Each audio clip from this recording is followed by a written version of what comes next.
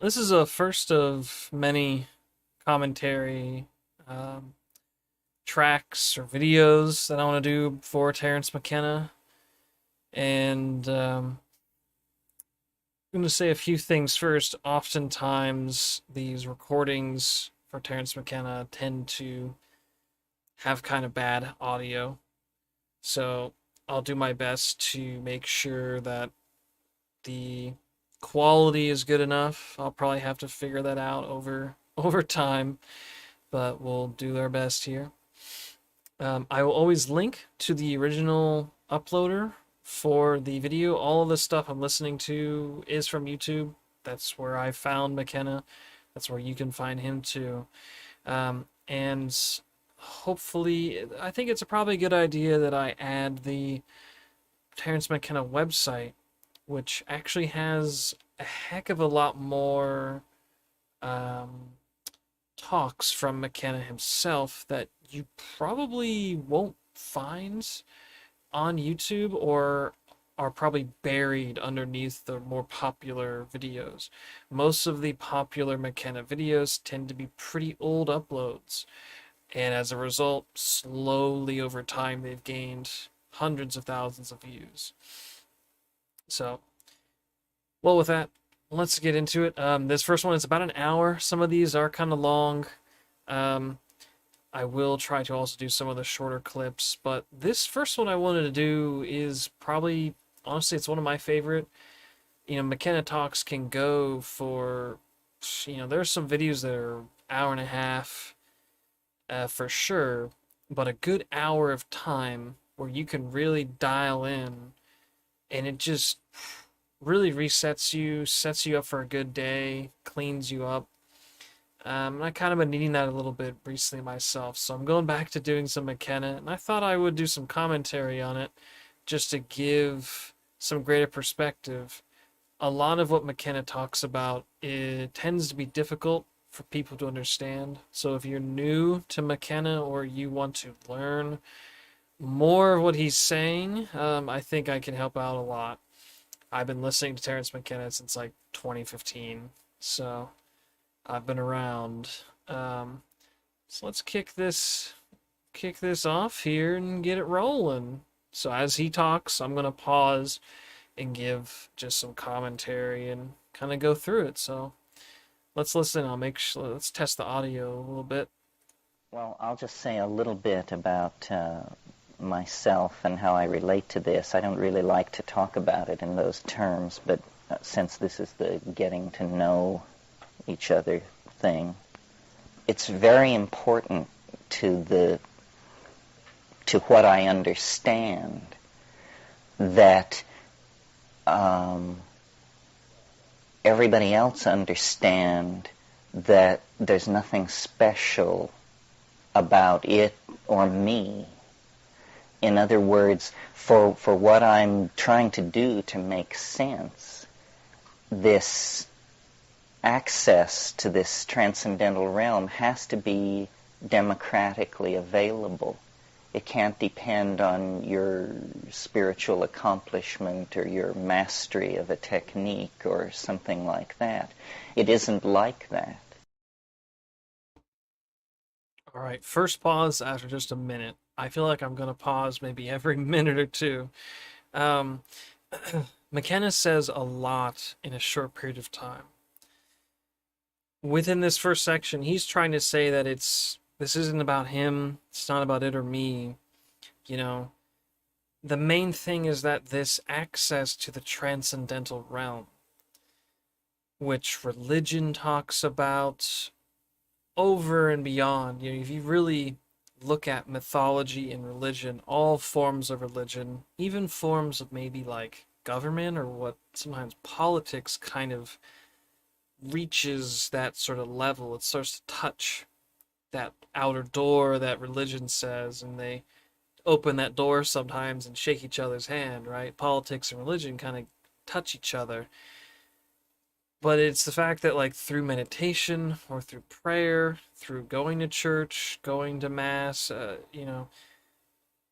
any religious function, you will somehow gain access to this other realm. You'll and be ensured you get to go to the afterlife, you go to heaven, and so many other things.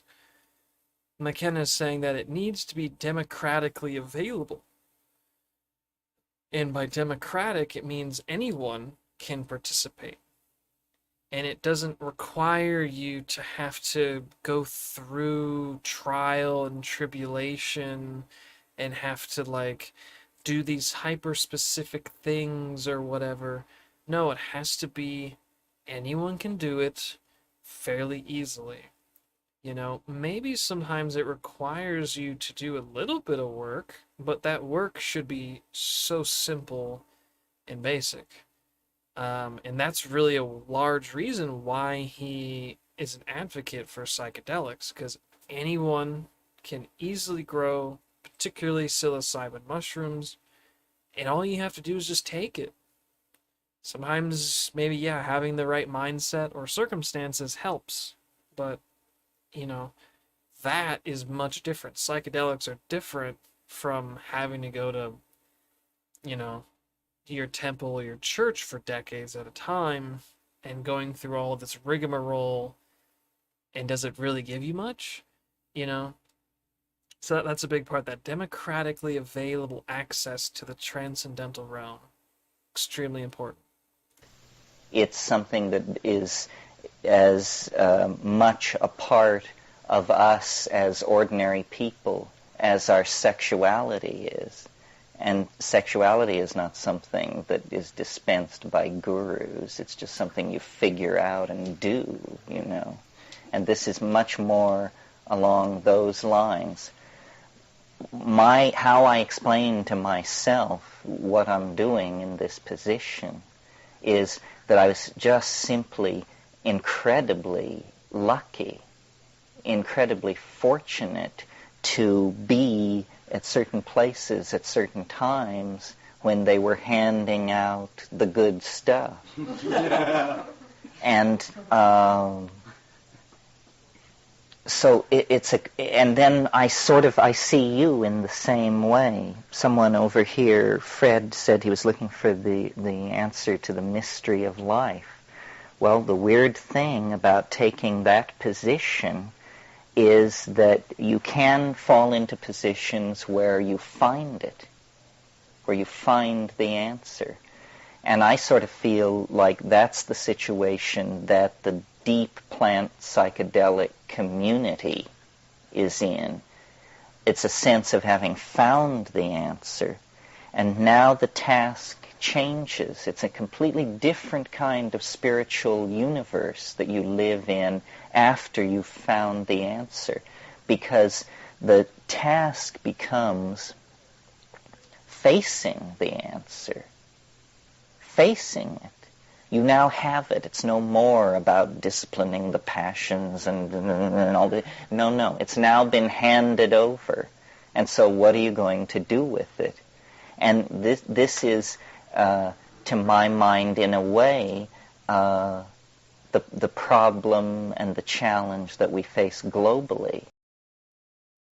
So this is another really important part. This next sort of aspect that McKenna hits on. One of the people in his, you can hear other people in his area. I think he's in a pretty small group in this discussion.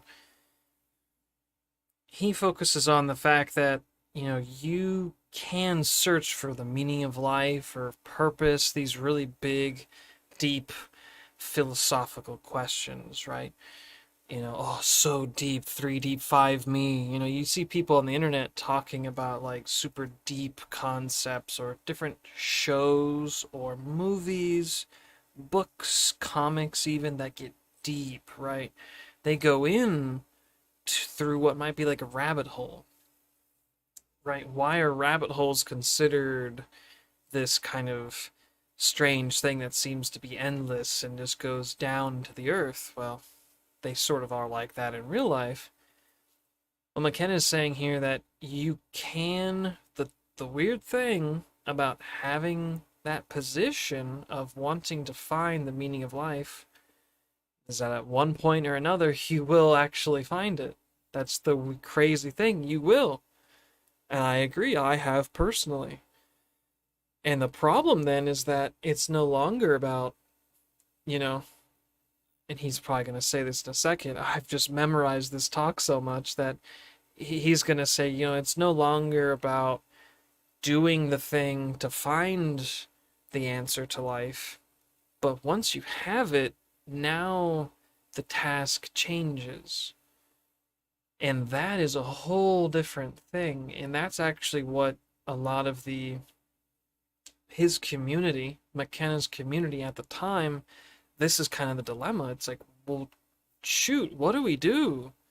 Like, we know the problems and we kind of understand how to solve it, but like, now what? And they say, well, do we do things politically? And McKenna was politically active, and it doesn't, has it worked? Like, are we really solving stuff? And maybe it's so difficult, but he'll get into that some more here. As a species, if the holy grail of the Western mind was the ability to release energy and form matter and to control nature, then this is now achieved. The goal, so now the whole context of the problem changes, and the problem becomes changing our own minds, controlling the hand that controls the energy. And this is an entirely different kind of problem. It is not to be solved with the analytical knife plunged again and again into the body of nature. That whole approach is seen to be at best passé, at worst bankrupt. So instead, it's about trying to edge up close to nature and feeling as individuals and as a society very peculiar about this. It's like going back to your rape victim and pleading for their forgiveness. And yet, as I've tried to make sense of these psychedelic experiences, first in a general way, saying, what are these molecules for? Or is that a proper question to ask? What are they doing for the plant? What are they doing for me? As I've tried to come to terms with what this might all be about, I've come more and more back to the notion that it all lies in the plants, that our peculiar restlessness, which in modern circumstances has evolved into a rapacious appetite for addictive substances of all sorts, our peculiar inappropriateness in all contexts. So we are not quite simply complex mammals. We are certainly not angels, and we just seem to occupy a very uncomfortable place in the hierarchy of creation. I think this has to do with the fact that we are the traumatized inheritors of a dysfunctional relationship, a relationship that grew dysfunctional in the last 15 to 25,000 years. And what we call history is the fall out of a dynamic, here and now, feeling-toned relationship with our environment and into this anticipation of the future, worry about the past, basically ego. This is a great aspect of this talk, and is why I like this so much, because he's kind of going back to the beginning. Starting about saying, okay, what is all of this for? Is it appropriate to even say, like, what are the chemicals doing in these plants? Why do some plants and mushrooms, why do they have these chemicals? Why? It's such a crazy thing to think about. Like, why does LSD exist? Sure, LSD is created, it doesn't exist in nature. However, there is an analog with LSA, which is in morning glory seeds. And McKenna actually talks about that in another discussion at one point, briefly. Um, is it fair to like why are they here? What it's such a bizarre thing that is it kind of like, well, maybe psychedelic chemicals are meant to be sort of like a poison in a way. You know, certain plants have defense mechanisms to deter uh, animals and insects from eating them. Maybe for certain insects or something that it would be poisonous or almost too much, but for some reason it created a symbiotic relationship where us humans and other animals too have been documented of using or eating psychedelic plants. Somehow it brought about this profound shift to the point where, you know, McKenna's long lasting contribution to philosophy and sociology um, is the stoned ape theory. The fact that, you know, and he mentions this, that the fact that we came down from this dynamic here and now relationship with nature, and that we are somewhere between, you know, regular mammals and an angel. You know, the fact that the concept of the angel exists solely within human minds, but we kind of grasp this higher level, this hierarchy of being, and we're somewhere in the middle in this strange way. You know, we're kind of stretched between those two extremities, but we fell from grace, out of this dynamic, you know, present-minded focus, um, into ego. You know, an ego is caring too much about the past and the future and me. And when everyone starts to do that, people then go off and start hurting each other and doing all horrible things, and that is what history began, going back about 25,000 years. Um, but he will elaborate further on that here. And I recently spoke in New York, and New York is a very nuts and bolts kind of town. And people there took issue with the notion that all of our problems can be boiled down to a single problem. If you trace the thread of every screw-up back into the maze, it all comes back to a single issue, which is excess of ego. We all have excess of ego, and our entire situation, legalistic, psychological, religious, everything is about this, that it doesn't work. It's maladaptive, and yet we have it. And why do we have it if it's maladaptive? If it doesn't promote human values, then how in the hell did it get started, and what is it that's maintaining and sustaining it? Well, this is what I want to talk about. As he says right there, what he's going to talk about, you know, people seem to have a issue that things can't be so simple. Well, no way, Terence. It can't just be that simple that the ego is the source of all of our problems. Well, if you trace back all the way, it seems to be. And I love this usage of the word maladaptive, you know?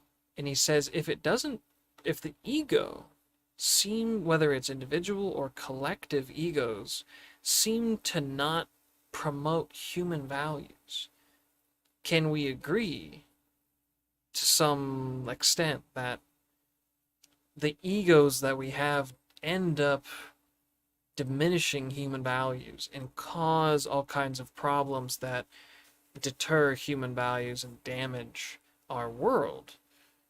Well, okay, how did this ego come about? If is maladaptive and it doesn't promote human values, then why do we have it? Where did it come from? How did it get started? And how do we deter or remove its ability?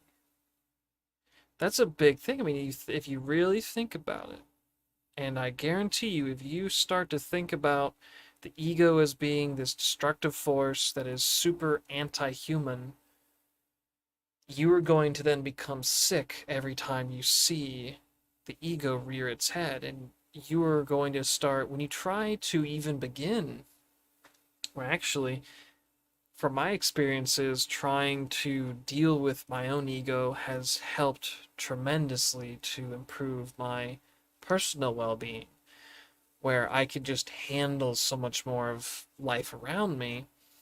And to a degree, I think it's like certain people, you have to protect them. And in a way, you have to protect them from other people's egos. You have to protect them from your ego.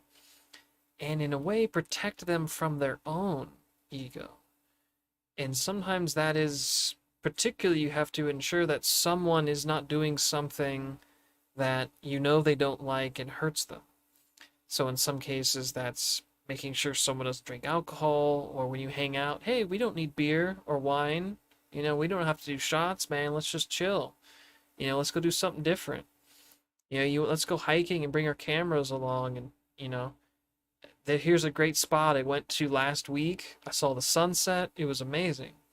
Take your friend with you, and then maybe every week you go back there.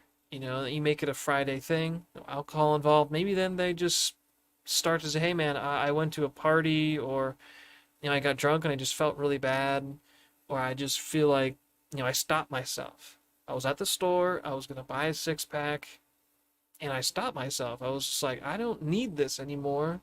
And I kind of felt, they start thinking about it. And maybe they come to you, and maybe you just start creating a dialogue, create a connection where you share stuff with people. And it's so easy to share with people now. Like, hey, look at all the forms that the ego takes, and start talking about each of those forms with everyone. And some people are going to have more of a connection with a certain aspect, a certain activity. Alcohol, so drinking things, consumption is a big aspect, right? We all want to consume what we want to consume, and it's a lot about wanting, and it's me focused.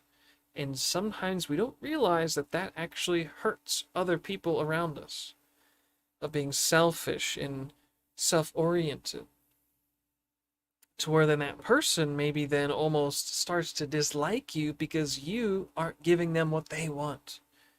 And now that becomes a problem, and you become their problem, right? You see how that then destroys relationships, friendships, all of that.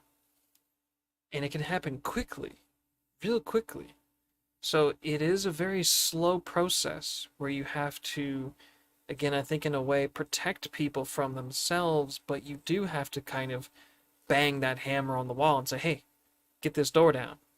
And it's like, well, what? What? What do you mean? And then you kind of do it over and over again.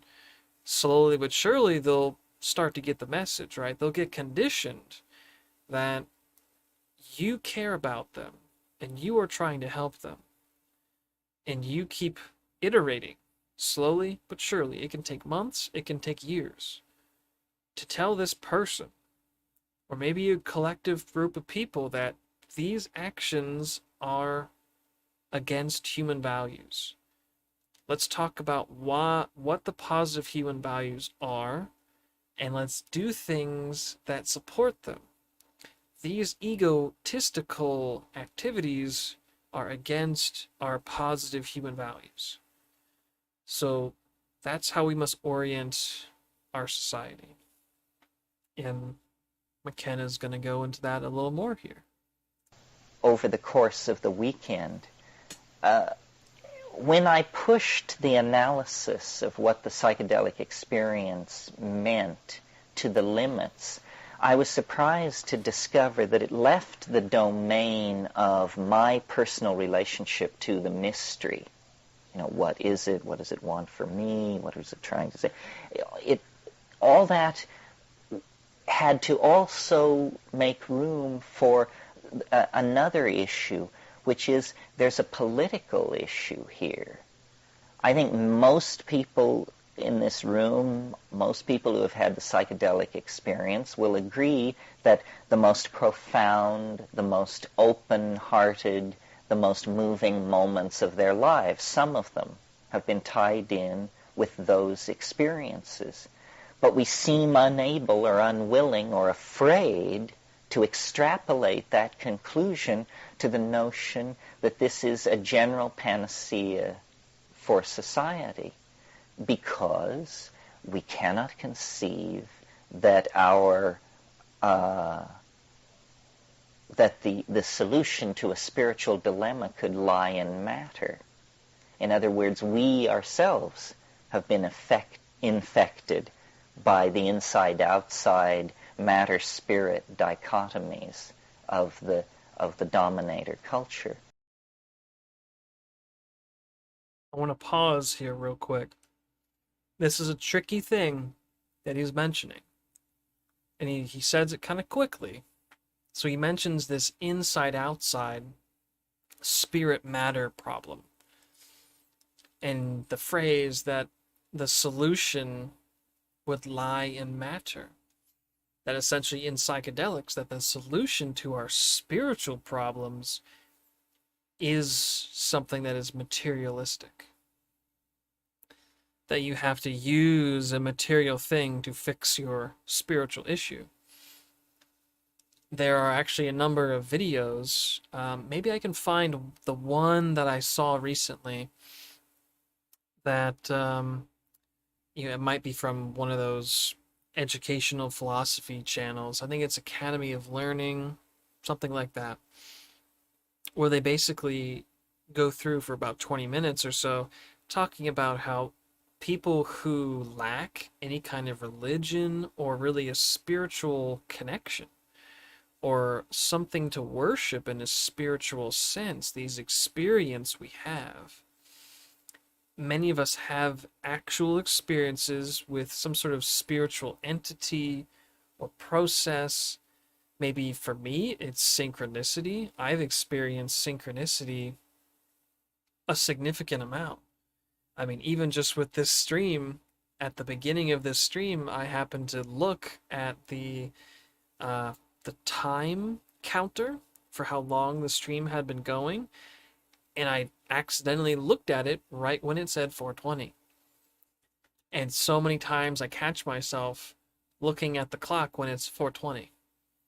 Um, just a weird occurrence, and I see that number a lot. I see, 1337, 1234, things like that. I don't see 666 that often, but sometimes, that one's a bit of a meme, but numbers and synchronicities and a variety of things, once you open yourself up to these spiritual matters, it really changes your life to where you no longer really want material stuff.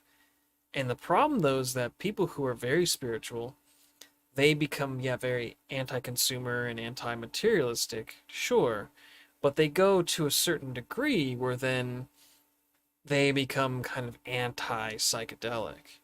And a lot of religious and spiritual people are like that. They think they got to do all this other stuff. And it's like, no, no. All you really need to do is just maybe sleep, utilize what I like to use, which is hypnagogia. Hypnagogia is a type of dreaming that you can do at any point of time, even when you're awake. It's actually what we call daydreaming, dreaming while you're awake. Using that creative muscle. Well, when you're sleeping, you can activate it really by, like, if you wake up, whether you get interrupted or something, and just trying to go back asleep, you practice it, and it is essentially lucid dreaming. What I'm talking about is lucid dreaming, but it's the place in between wakefulness and sleep. That place is hypnagogia, and I've experienced a number of just, gosh, hundreds of dreams for nearly 10 years now, probably since maybe about 2014. I think I started experiencing hypnagogia, and it had a profound effect on my life. It actually helped me understand and connect with God, um, and feel comfortable talking about God and what God is or isn't. Um, so this thing is kind of an important. Think about yourself a little bit. What is your spiritual affiliation, and do you do anything related to spirit and religion? And kind of keep that in the back of your mind as he continues to talk. But the notion that man, notice the gender thrust here, the notion that man could somehow bootstrap himself to Godhead without reference to nature seems to me highly peculiar and simply nothing more than an expression of hubris, pride, a belief, that we can do it our way and alone. So, Sorry, he's actually mentioning here that people who don't believe in psychedelics, it's a pride that they can do it themselves, that it's this hubris that they can somehow just kind of figure it out without the intercession of some psychedelic compound. That's what he's trying to say. all of this is very Humdrum. the shelf life is short on all of these issues because the planet is in a state of terminal crisis.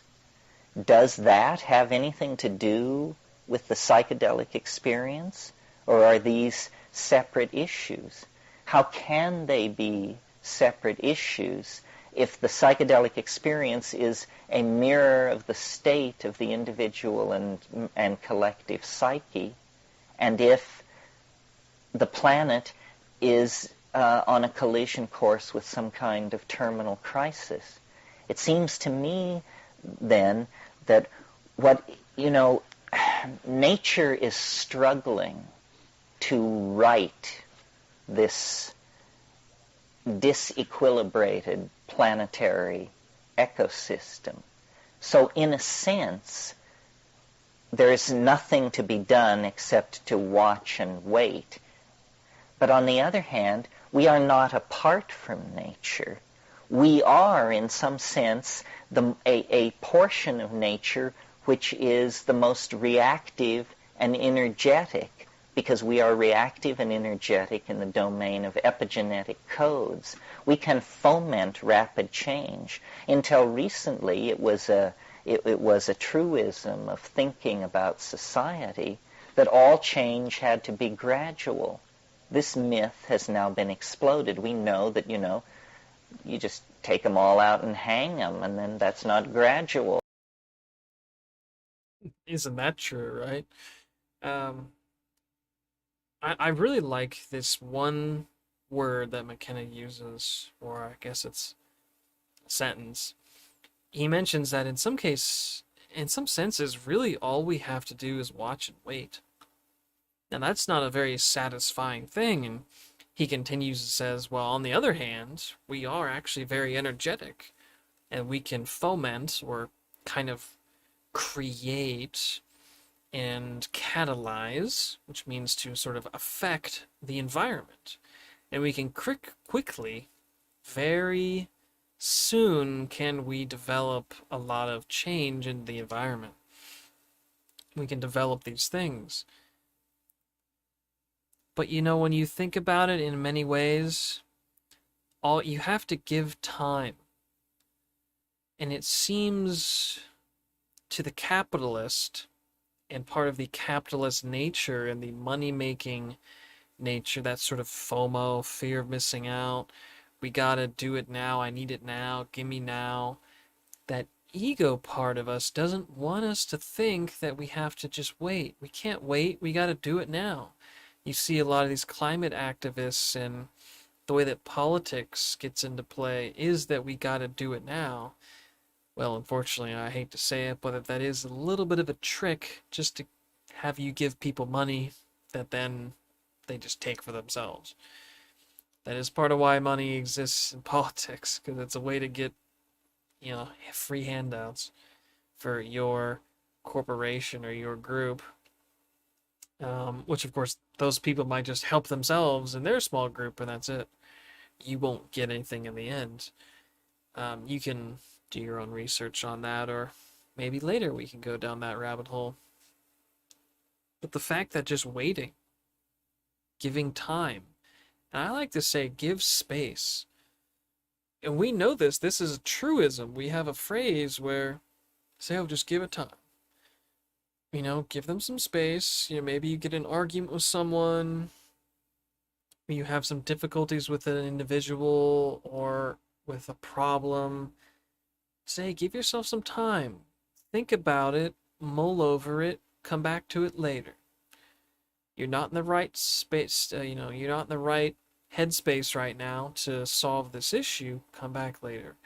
Or your connection with this person is messed up, but, give it some space. They'll figure out their wrongs and they'll come back, and maybe even if they don't say they're sorry or they apologize, maybe they'll come back to you with a regular, normal attitude, and things can be kind of how they were, or, But as he's saying too, it's like, well, you know what? We can make a lot of change. So in some respects, we kind of have to do both. We do need to give it time, and through time, by having the right amount of active change and catalysis, catalyzing systems, we can get to where we want. But if we don't deal with the ego, we're going to go in the wrong direction. So we have to enunciate this in the way where we need to do things actively. We need to be proactive towards reducing the ego and then allowing nature to kind of heal itself, which it will do with enough time. And then you've got a new world. And this has been done in several places with excellent success recently. So change need not be gradual. And in fact, I think we're entering into a historical domain where very little change will be gradual. Gradual change was a luxury of the past. Well, how to come to terms with these processes, patterns, forming and reforming in our lives, in our relationships, in our families, in our businesses, in the extended relationships we have with people. It's what is needed, you see, is a kind of collective breakthrough in apperception. I was thinking in the hot tub today, the most politically potent thing you can do for somebody is to educate them, to give them the facts. The facts are now so horrifying, and the means of delivering the facts so effective that there is no excuse for everyone not beginning to act in an informed manner. Let's go back a second, because he mentions a really important word there. Somebody is to perception our businesses in the extended relationships we have with people. It's what is needed, you see, is a kind of collective breakthrough in apperception. Collective breakthrough in apperception. That's pretty special, huh? Apperception is a word. So collective breakthrough in apperception. Apperception means to perceive, gain, secure, learn, or feel. With respect to consciousness within psychology, philosophy, and epistemology. I'm just reading a couple sources here. Developing a sense of full awareness. The process of understanding by which newly observed qualities of an object are related to past experience. So it's attaining a full awareness of a sensation or idea. So McKenna is saying that we need a collective breakthrough where everyone collectively obtains a deep, full awareness of life and everything happening in it. And that there is no excuse that anyone really has anymore for not involving themselves in this. And I think that makes way more sense nowadays. There's no excuse nowadays with your super powerful smartphone for you to not be educating yourself consistently. There's no reason not to. Like, come on now. It's so easy. Just look things up. Wikipedia has a lot of good information as a starting point. You can then go to YouTube, search the same idea and even the same words or sources from Wikipedia, search it there, cross-reference, figure out the differences. If there is any difference between Wikipedia and, say, maybe 3 to 5 YouTube videos about a topic or subject, then you research it even more. Just do a search on a web search engine and find some of the sources. Look at some articles, blog posts, go to Amazon, find some books about the subject, read them.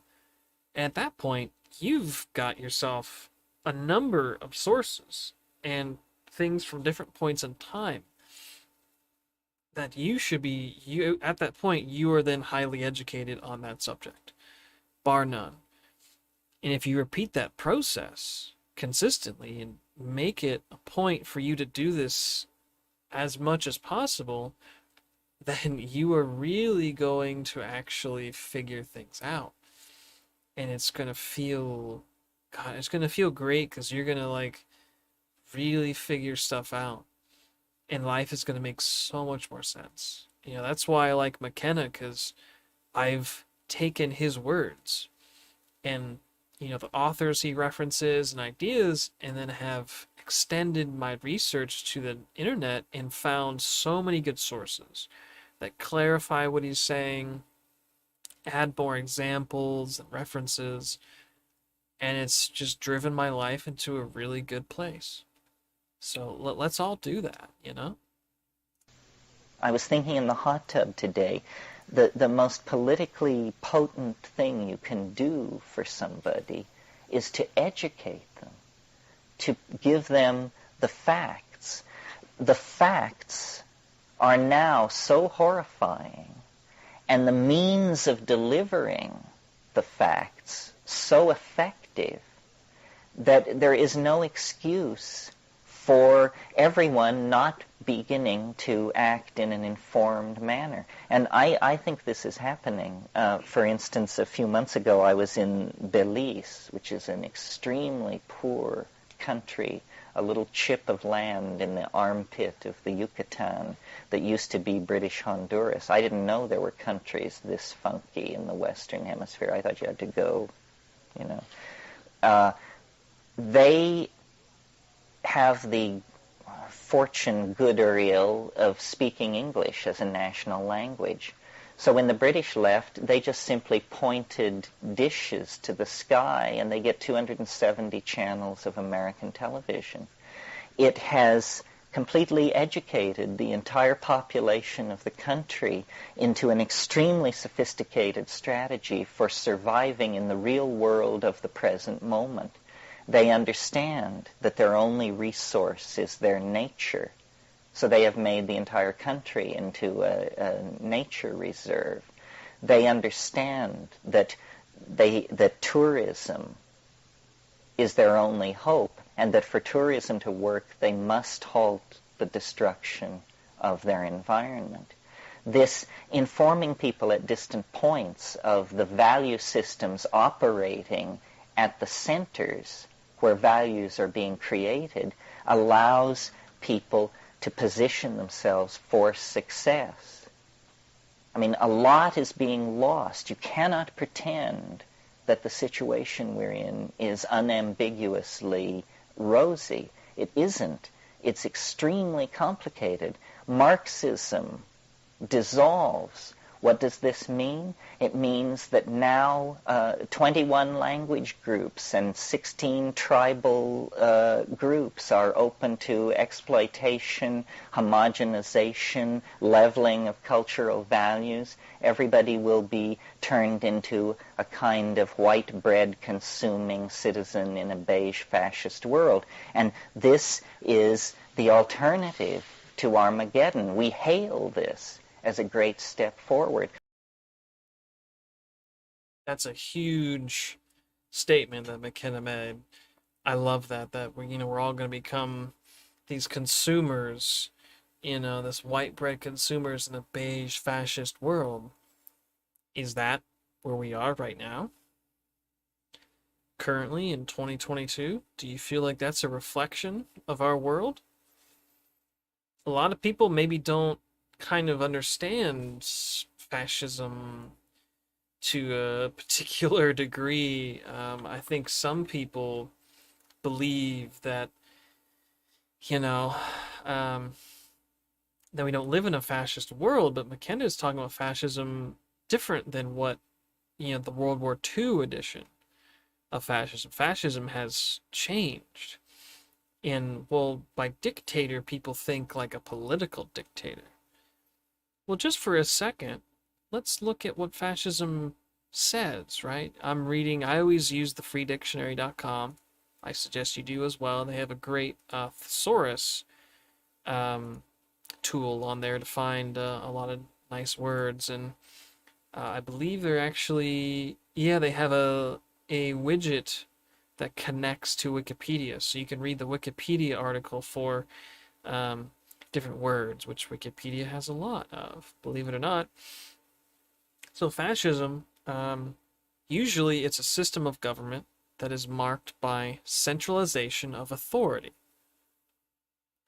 Just centralization of authority under a dictator. A capitalist economy subject to stringent governmental controls, violent suppression of any opposition, and typically a policy of belligerent nationalism and racism. Additionally, it's a political philosophy or movement based on or advocating a type of government. Okay.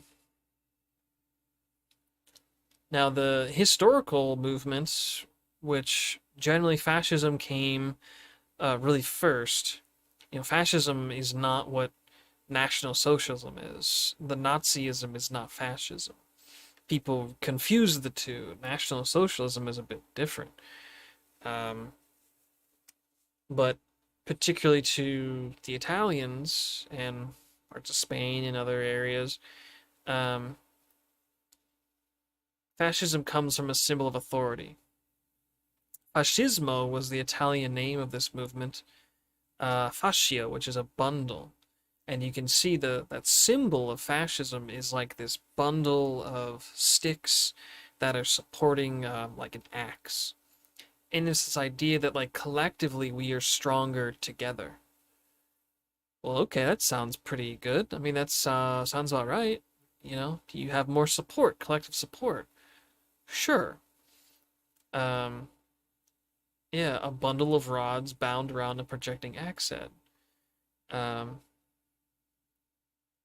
it looks, I guess it comes from an ancient Roman magistrate that they carried that around by an attendant as a symbol of authority and power. So, of course, the Italians use an ancient symbol of authority and power. Um, yeah. And it's unfortunate that then, okay, so the history of fascism tends to have like a violent suppression and opposition. Well, because that's what authority does. You have a centralized authority. And it doesn't have to be through a dictator. It can be through a capitalist economy, which then has various governmental controls. And then there is a significant amount of nationalism and, to some degree, racism. Am I describing America right now? am I describing China? Ooh, yeah, China definitely, China says, oh, we're communist and everything. Sure. Actually, it seems like fascism, and it's a bizarre thing to mention. And as McKenna says it here, we hail this as the way forward. And we don't realize that we have kind of developed this global fascist, capital fascist economy and government system where governments are essentially purchased and bought and infiltrated by corporations to do what the corporations want. If you think I'm bullshitting you, you don't understand American history very well. And so many Americans are nodding to what I'm saying because, especially if you were born in a time where you were old enough to even witness 9/11 and then witnessed what happened after 9/11, and now so much of what happened with the war in Iraq and Afghanistan, you realize that all of that was done so corporations could go in, rape and molest those countries, and take all the resources, or a significant amount, which is what they did. That's what, gosh, I can't remember the guy's name. Um, Bush, the vice president. Uh, was it Dick Cheney? There was a movie that was done on it, showing how like the president was just a puppet, basically. And many times, a lot of government figures are puppets. And you see how they're paid crazy amounts of money. Why are these supposed civil servants paid massive amounts of money? Speaking fees, and they're involved with insider trading. Nancy Pelosi and her husband like clearly are involved with insider trading and manipulate stuff to where they can get the best deals. And then when people confront them, they're like, "Oh yeah, that's normal. It's fine." It's like, "No, it isn't." It's like, "Ah, well, whatever. Can't do anything about it, can you?" It's like, dude, what the hell? um, no, I don't think America is belligerent with its nationalism. Like overtly, there's a lot of in between, especially with like racism too. Like generally, people are not racist anymore, right? Maybe they're racist in a different way, and that might be what we call classism. Racism towards class is classicism. But this fact that like, yeah, and notice all this stuff is very egotistical. Capitalist economy controlled by the government. Well, with controls, right? Regulations. People always talk about, oh, we need to be regulated. It's like, well, there needs to be a balance between those things because regulations are good in some cases, but you can overregulate and you can also underregulate, and that's not good. Um, so think about it.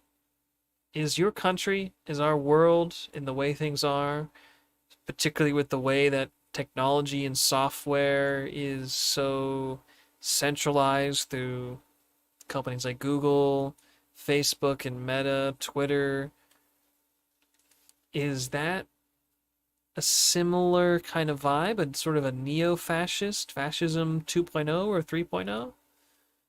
Think about that. What is happening is that all restrictions are being done away with against the expression of completely rapacious drives for immediate self-gratification. Until 18 months ago, only half the world had permission to behave like assholes. Now this permission is being extended to everyone as quickly as possible as a right, your right to join in the looting of the planet. Well, certainly Stalinism is a bad thing, but is the only ideological counterpoise to that to be high-tech, mindless consumer fascism? I don't think so. In fact, I know not, because there isn't enough metal in the planet to put a Volvo in every driveway of 3.5 billion or 4 billion people. So the search for a serious revolution in values is on. It cannot, it must come from the spiritual realm. And the spiritual realm, in practical terms, means the imagination. The, the frontier of our species is the imagination. Now we have to take that slogan and somehow turn it into a technology. How can we go to the place where ideas come from? How can we somehow separate our architectonic fantasies from the ongoing momentum of the planet? Both are valid, you see, but we have to recognize that what we are is almost an ontological transformation of life. We are to life what life is to the inorganic realm, and we need to separate ourselves from the planet. The planet, the entire planet, should be a bioreserve. How many of these oxygen-rich, water-heavy worlds are there? Now, of course, it's pie in the sky to talk about moving all heavy industry into space or to the asteroid belt or something like that. But on the other hand, when you extrapolate a visionless future, even as much as 3 or 4 decades into the future, you see the accumulation of problems on such a scale that then there will be no pulling out of the power dive. Because once a society passes a certain point in the process of dissolution, you just don't make a decision to change. I mean, it's too late. You don't have the engineering skills. You don't have the technical community. You don't have the resource extraction ability. It's all slipped through your fingers. Well, I think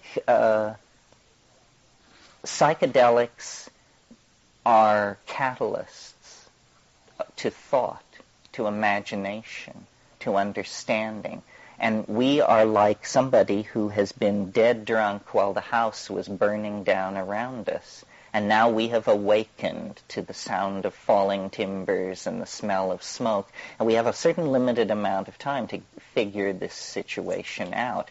We don't have 500 years or 100 years. Anybody who speaks in terms of solutions that require 100 years or even 50 years to implement doesn't understand the dynamics of the situation. Cutting him off a little bit there. But he makes a couple points here. Using the imagination. This is where we have to go.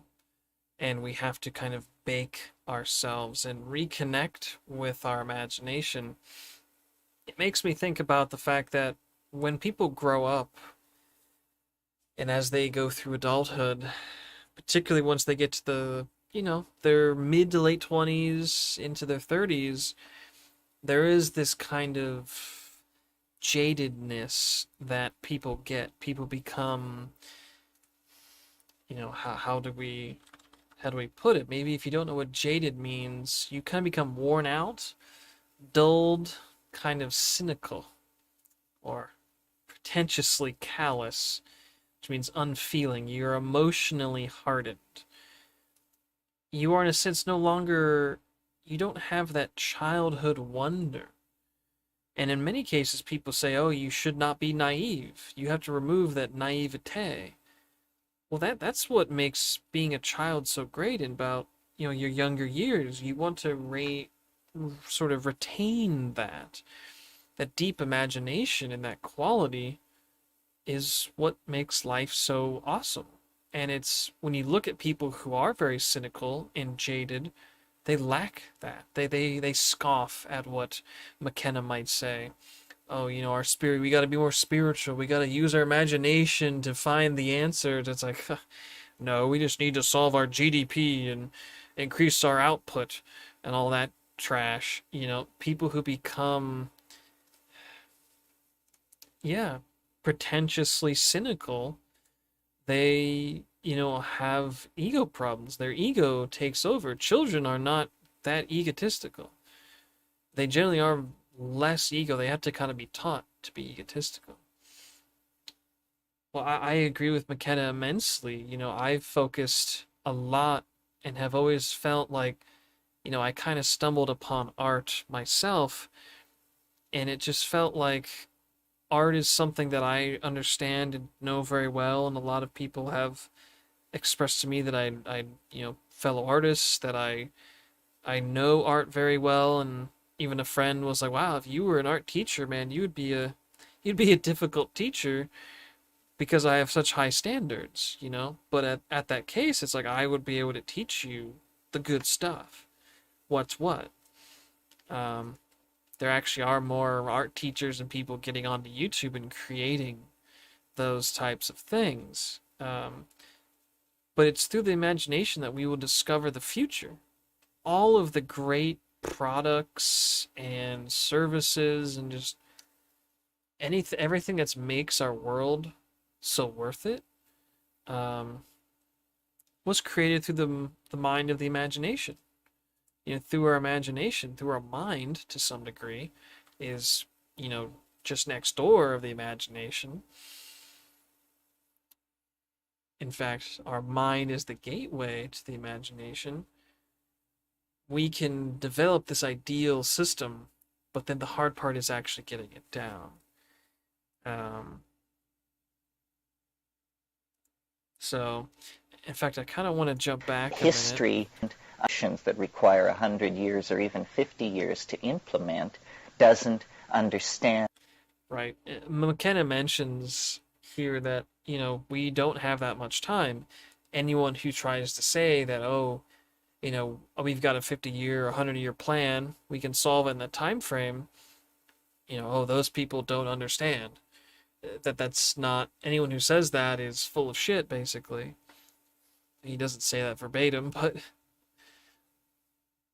the irony, though, is I'm pretty sure he said that. He says these things back in the 80s. It's been nearly 50 years. You know? Has our world fallen apart? No. Some people think it's getting worse, but it's pretty slow. And there's a lot of research and individuals who are saying, actually, no, things are kind of okay. And most of it is out of our hands. You know, McKenna is sort of spilling his own propaganda a little bit of environmentalism. You know, he talked about Belize, that country that kind of turned itself into a nature preserve. You know, our entire world should be a nature preserve. How many planets are there that are just like this? Not very many. Especially within our galactic neighborhood, we're like the only one. So, sure, it's very much pie in the sky to send all heavy industry to the asteroid belts, to Mars, to the moon. We can expand a lot of heavy industry to those places. We definitely can, and we definitely will. That's why Elon Musk wants to get to Mars.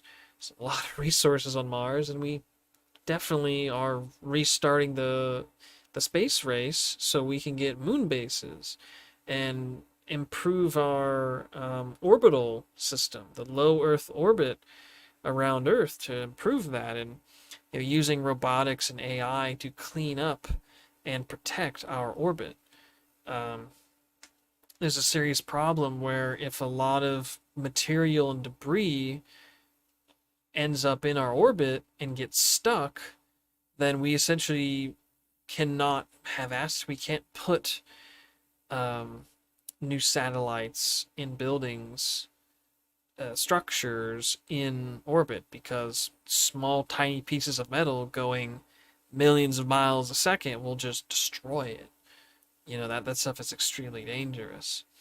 A lot of that stuff eventually just gets burned up in the atmosphere as it re-enters, but enough of it won't.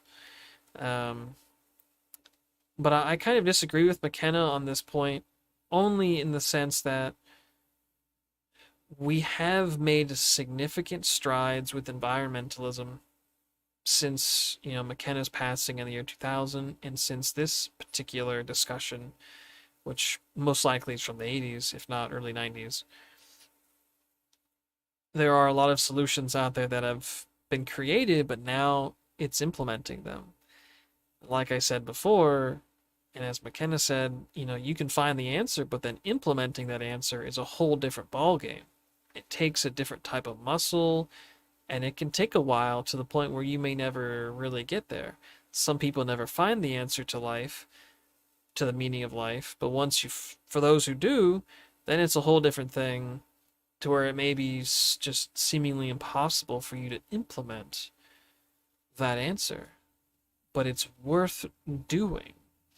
And a lot of it comes then down to using the imagination, focusing on tasks in people and groups that also use their imagination a lot, because they will generally agree with you and try to help you, and we need to do that. Um, but if you have any thoughts about that, let me know. We can dig into um, what are the things that are happening. Maybe we should all look into that some more. What are the ways in which people are trying to solve the ecological crises on our planet, and how we can offset and kind of reset those issues? And the dynamics of the situation. History has some kind of will for its own transcendence. And I think we are now so close to the dropping of the mask and the realization of what the game was all along, that the sense of this nearby revelation informs all of our lives. I mean, drives our dreams, our thoughts, the choices we make, why we're here in this room this evening. It's very big news, I think. The world is not at all as we suppose it to be. I find that very amazing. I mean, that's the bottom line for me. I always think of these things in reference to that scene in 2001 when the anthropoid apes are leaping up and down and screaming and pointing at the monolith. That's what we're doing here in this room. I mean, the subject of this weekend is unspeakable. You know, it can only be obliquely indicated. Whatever you say about it is not true. And yet it is somehow the informing mystery of being, and it is not remote. That's the big news. So he mentions kind of a complicated word there, obliquely indicated. Do y'all know what oblique? Can we even spell that, oblique? Yeah, it's kind of a weird word, oblique, oblique. Slanting or sloping, inclined, sort of indirect. You know, the subject that he's talking about, he's saying, you know, you can only indirectly indicate, which indicate is like reference, to show the way of or point out, to kind of suggest or demonstrate, to state or express. You can only, you know, so to obliquely indicate is to express something in an indirect manner. You know, you have to kind of talk around the subject. But he's saying this subject is not a remote thing. It's actually very close to us, which is trying to solve the problems in our world, as well as understanding what even are the problems in our world. Do we even know what's really going on? Let's explore that.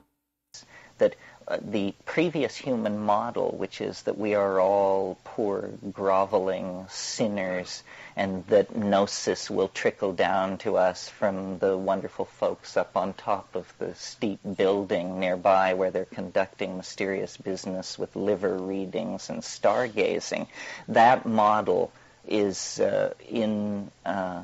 insufficient and insulting, considering the situation we have been brought to by those very stargazing men wearing dresses.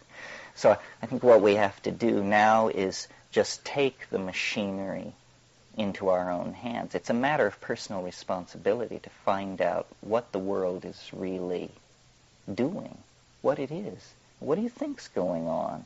What do you think this is all about? Who do you think you are? What do you think English is? How do you really cognize notions like the future, the past, where I've been, what I want? I mean, you know, it's in Moby Dick, Melville says, if you would strike through the mask. Everything is a mask. And just behind that mask lurks, well, what? That's the question. I mean, it's the thing which informs every individual existence, and that's fine, and people have always lived in the shadow of that mystery. This is a really important part. This is what I like so much about this talk is that he's like, who do you think you are? Do you know what's going on? What do you think English is? What do you think is happening? You need to take personal responsibility to understand what's going on. And he referenced Moby Dick, which I feel like I should read Moby Dick. Um, Such a long book, but strike through the mask. And he's saying this mask is this sort of illusory wall that appears to exist that we reference. We kind of know the mask is there, this veil, but we feel it's as if we sometimes should never say it, or it's kind of inappropriate. And McKenna mentioned earlier that we appear inappropriate in many cases, that what we're doing with our life is just wrong. We need to break through and look past that mask and look at life in an honest and straightforward manner. And that's much of what McKenna did especially in the last 20 years of his life, I believe.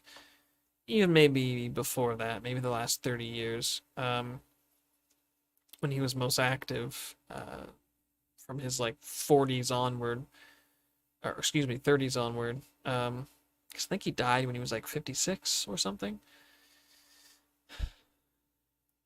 We have to just constantly say, as McKenna says, that we need to come to terms with what is going on in the world and ask each other and just say, allow people to just talk openly, think deeply of what they're saying, and then start to interconnect all those ideas and to say, hey, maybe, you know what? You know what we should all do? Maybe we should stop drinking soda. What? Yeah, how many of y'all drink soda? It's like half of people do. It's like, well, those of you who didn't raise your hands, when was the last time you had a soda? Last week? Maybe a month ago? You're not sure. How about let's just collectively stop drinking soda? And that's why you have products like LaCroix or something where it's just carbonated water. Sometimes you have carbonated mineral water, a little bit better for you, got some minerals in there. Some people then say, well, I'm going to stop doing this and that, and they sort of think it works. And eventually people kind of figure out, hey, dietarily speaking, we should do this keto diet. There's these things called ketones, and people figure out sort of like how our body should operate and how the body actually operates through testing and significant over time. Really over the past 100 years, we've learned a lot of how the body works and the consequences thereof of various dietary shifts and so on, to see like, yeah, we are causing more problems to ourselves really than we are to the environment. And to some degree, yeah, our environment, we're hurting our environment too, our environment, not the world environment per se, right?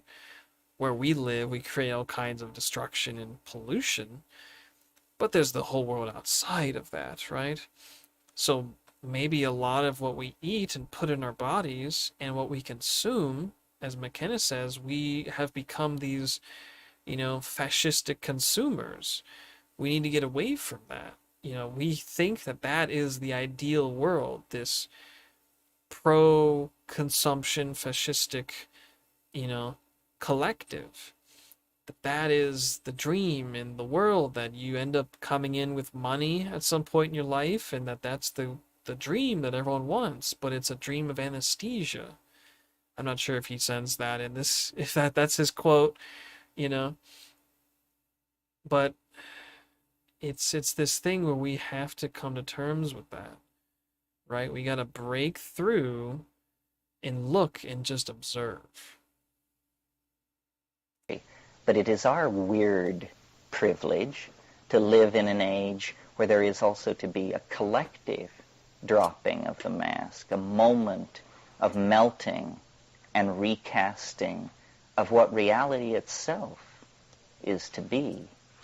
So, discussing this, convincing ourselves of it, and then working out the minute details of how it all is inevitable and couldn't be any other way is how we will occupy ourselves this weekend. I'm really conflicted in always in these situations because I feel, for some reason, I suppose it's an ego trip, that I want to be correctly perceived. I, as a person, want to be correctly perceived. And I think of myself as a reasonable person, a person sensitive to concepts like evidence, causality, so forth and so on. And yet, what I have to say is like completely unreasonable. I mean, a messenger bearing news of complete madness approaching from all directions. So, and I got into that position by staying pretty close to the principle of skepticism. I'm not a believer. In fact, when the aliens draped the mantle over my shoulders, they said, "It's because you don't believe in anything. This is why you get. That's why you got this far, because you didn't believe in anything." And it's a good method. Normally, it's a method spawned out of futility. You say, "Well, fuck it, I don't believe in anything." But it's also very good for getting rid of a lot of crap, because the real stuff can take the test of skepticism. The real stuff doesn't have to be bowed down before, and it works. It's on its own. The news is, and it's very hard news to get out because it's news about the structure of reality. The news is coming back from, 50, 60, 100 years of anthropologists, ethnographers, geographers, botanists, dealing with the most quote-unquote primitive people in the most remote parts of the world. The news is that reality is not at all as we imagined it to be, and that our prowess in the technical sciences is simply a cultural artifact, an accomplishment of ours. Some people do great tattoos. We send spacecraft to the stars. But it doesn't mean we understand anymore. And in fact, the evidence is building that our style of society is the historical equivalent of a temper tantrum. That it has no viability. It's completely self-limiting. It's destructive. And it hands nothing on to its receivers. So I sort of talk to this group, and all the groups that I talk to, from 2 points of view. I'm trying to convince you of something, and yet reason dictates that I assume that you're already convinced, pretty much. So then it's also an effort to figure out what it is we're so convinced of, and then what is so great about it. Because I think some kind of this is a real mystery, the only one I know. This is the thing that you hope exists and assume doesn't if you're a reasonable person. Because it's that, all the dreams of childhood, all the sense of magic and the dissolvability and transcendability of boundaries is returned, is affirmed in this experience. Well, yet here we are having this on the brink of a planetary meltdown of culture and ecosystem. So Is this just some kind of dancing on the brink? Is it kind of ultimate self-indulgence? Does it feed back into the central moral problem of the age, which is, what is to be done? What are we to do? How can we be effective, whatever that means? Is there a discernible role for each of us to play in the metamorphosis and near death of the planet that we are now experiencing? Or are we simply to witness it? Well, I don't think there's any point in thinking about these kinds of questions unless you draw back to the big picture, to first premises. A good example of what I mean is, suppose we save the rainforests and stabilize the population and so forth and so on, and then 50 years down the line, the sun explodes. It means we didn't get it. We were not reading correctly the message nature was trying to hand to us. And so we did the wrong thing and are going to be blown out of the water for such churlishness.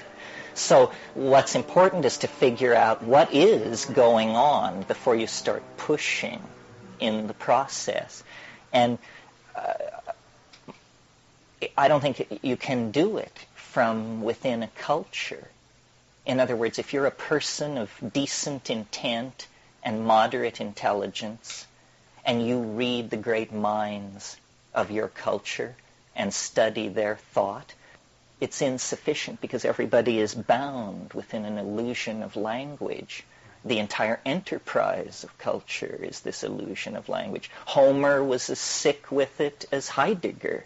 So there's no going back or getting, no classic recension. What we have to do is reach past to some kind of experience. It must be anchored in an experience. But there is this thing about being human, which we as a culture have ignored, repressed, don't want to talk about, face, or think about, which is you can get loaded. And nobody knows quite what to make of this. We dance around it with the same kind of furious, ambiguous intensity that we also reserve for sex, which is also a boundary-dissolving, momentary loss of self into some kind of greater whole. And it also just drives us into a frenzy. I mean, we establish boundaries, we have hierarchies, we push it this way and that. It just drives us up the wall.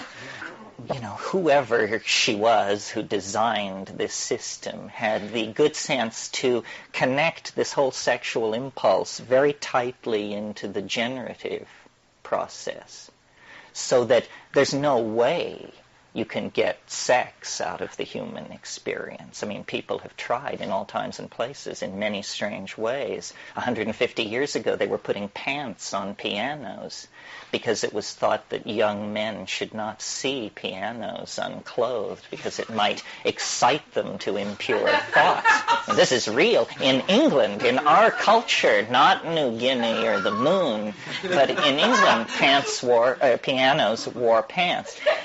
But the psychedelic option is sort of like an appendix. You can have it, but you don't need it, apparently. Apparently. That's the key thing. In other words, whether or not you have the psychedelic experience does not stand between you and the ability to pass on your genes into time. It does not stand between you and continued existence, like the autonomic reflex of breathing. It's a kind of potential loop in development, which we can, as culturally coordinated creatures, choose to follow or choose not to follow. But this development is very recent.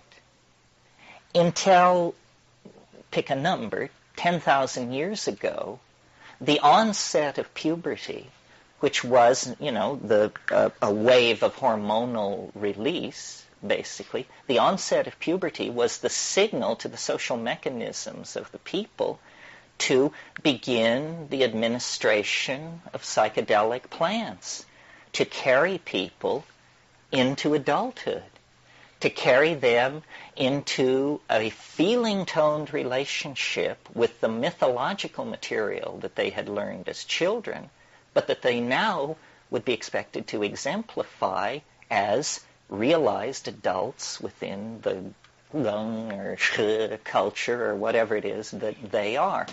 We, in our anxiety about all this, and I'll talk about why I'm sure it will come out, but for the present, just to say, we have interfered with this, and we have enforced upon ourselves a kind of infantilism. Now, this is a phenomenon that's well known. It's called neoteny.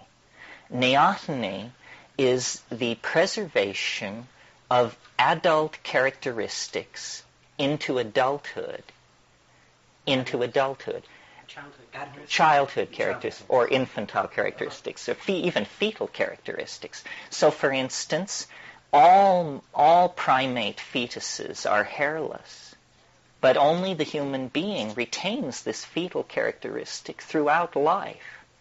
The very large head of the human infant, the percentage relationship to body mass remains very much in the fetal end of the statistics throughout life for human beings. We have large heads.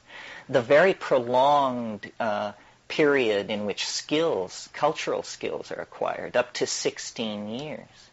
Well, this tendency toward biological neoteny, which was reinforced by mutagenic influences in the diet, is carried over into culture as a cultural characteristic. And have you noticed that every generation views the generation it spawns as more childish than itself?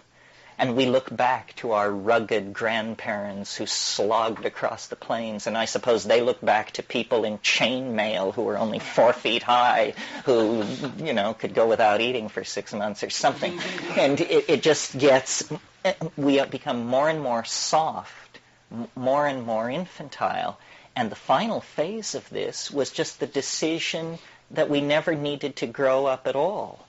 We never needed to find out about the nature of our relationship to being at all. And so the psychedelics were suppressed. And what you have in the pre-adolescent child is an extreme expression of ego. And this is, the 11-year-old child, let's take as the example, is the supreme egoist. And in a sense, we got hung up at that place because we didn't get hung up in it. We fell into it. We were in balance, but the suppression of psychedelics created the precondition that allowed the generation of ego. And it's very complicated. A lot of factors were at work, you see. The mushroom style, the shamanic style of the nomadic hunter-gatherer is a style of goddess worship and psychedelic shamanism. Let me just pause it there a little bit. I'll step back so McKenna's starting to get into things. I let Terrence just go off because sometimes you need to just sit and dial in for 5, maybe even 10 minutes straight. He said things that I couldn't say much better. That whole section is just such a big deal. He kind of really expresses just more aspects of what we've been saying or what I've been sort of expressing the entire time. For this video, that was roughly, I think, from minute 30 to 35. Let me go back real quick head of the Right. So talking about neoteny, the fact that we retain all these characteristics and into adulthood. human infant, this tendency toward biological neoteny. And I think the most important fact there is he mentions like it's really difficult to avoid having sex. Either you have to have some kind of sociological issue, um, or really like a physiological issue. Most people go, you know, before they die, they have sex at least once, right? If you're a pretty normal person, it's just gonna be regular. Imagine if someone tried to take your sexuality away from you, or if people tried to medicate it out, you pretty much couldn't. And there's very few things that can do that. But it's interesting that this apparently the psychedelic experience is something that you don't need to have sort of to survive. At least nowadays, it and what he hints upon, and I think he's going to continue this for a bit, is discussing the fact that these back in the day when we had a shamanic focused tribal present here and now type of vibe, that configuration of humanity through shamanism, we did have like through adulthood, we to sort of initiate yourself into adulthood, you had to go through a psychedelic experience. And there is significant um, research that shows that this was fairly common and this was true, but that through the changes of the world, we kind of lost that ability. And even now, yeah, most people really sex is now the new psychedelic experience, but people have commodified it and through commodities like TV shows and things, right? How many TV shows have we grown up and seen that like, ooh, you know, Game of Thrones and a lot of these other shows like have sex scenes in them and it's like so risque and cool and like, oh wow, watching people having sex and stuff. It's like softcore porn that everyone is kind of okay with looking at, you know. Maybe that's a vestige of when we once sort of openly saw people having sex, even though it is something that you generally kind of want to make a place for because there's an appropriate time for it. Generally at night is when people would kind of get down. Um, but now it's this sort of weird thing we have to kind of like hide behind. We obliquely reference it.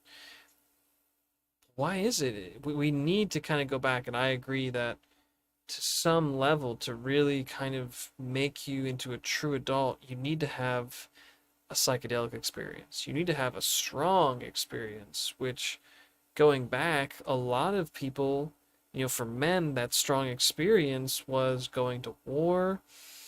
Um, it's having children and raising them. For women, it's getting pregnant and having children. That experience shifts you. And it's really that this experience gives you a profound purpose that drives you through the rest of your life and gives you that meaning. You don't have to search for meaning. It's right there. It's in front of you. And it's basically given to you through your environment. And that's the problem, is that nowadays you look at so many people, you know, and I don't 100% believe this number, but you're seeing articles now showing that 50% of women age 30 and younger, half of them don't have children, meaning they've never given birth or maybe even adopted.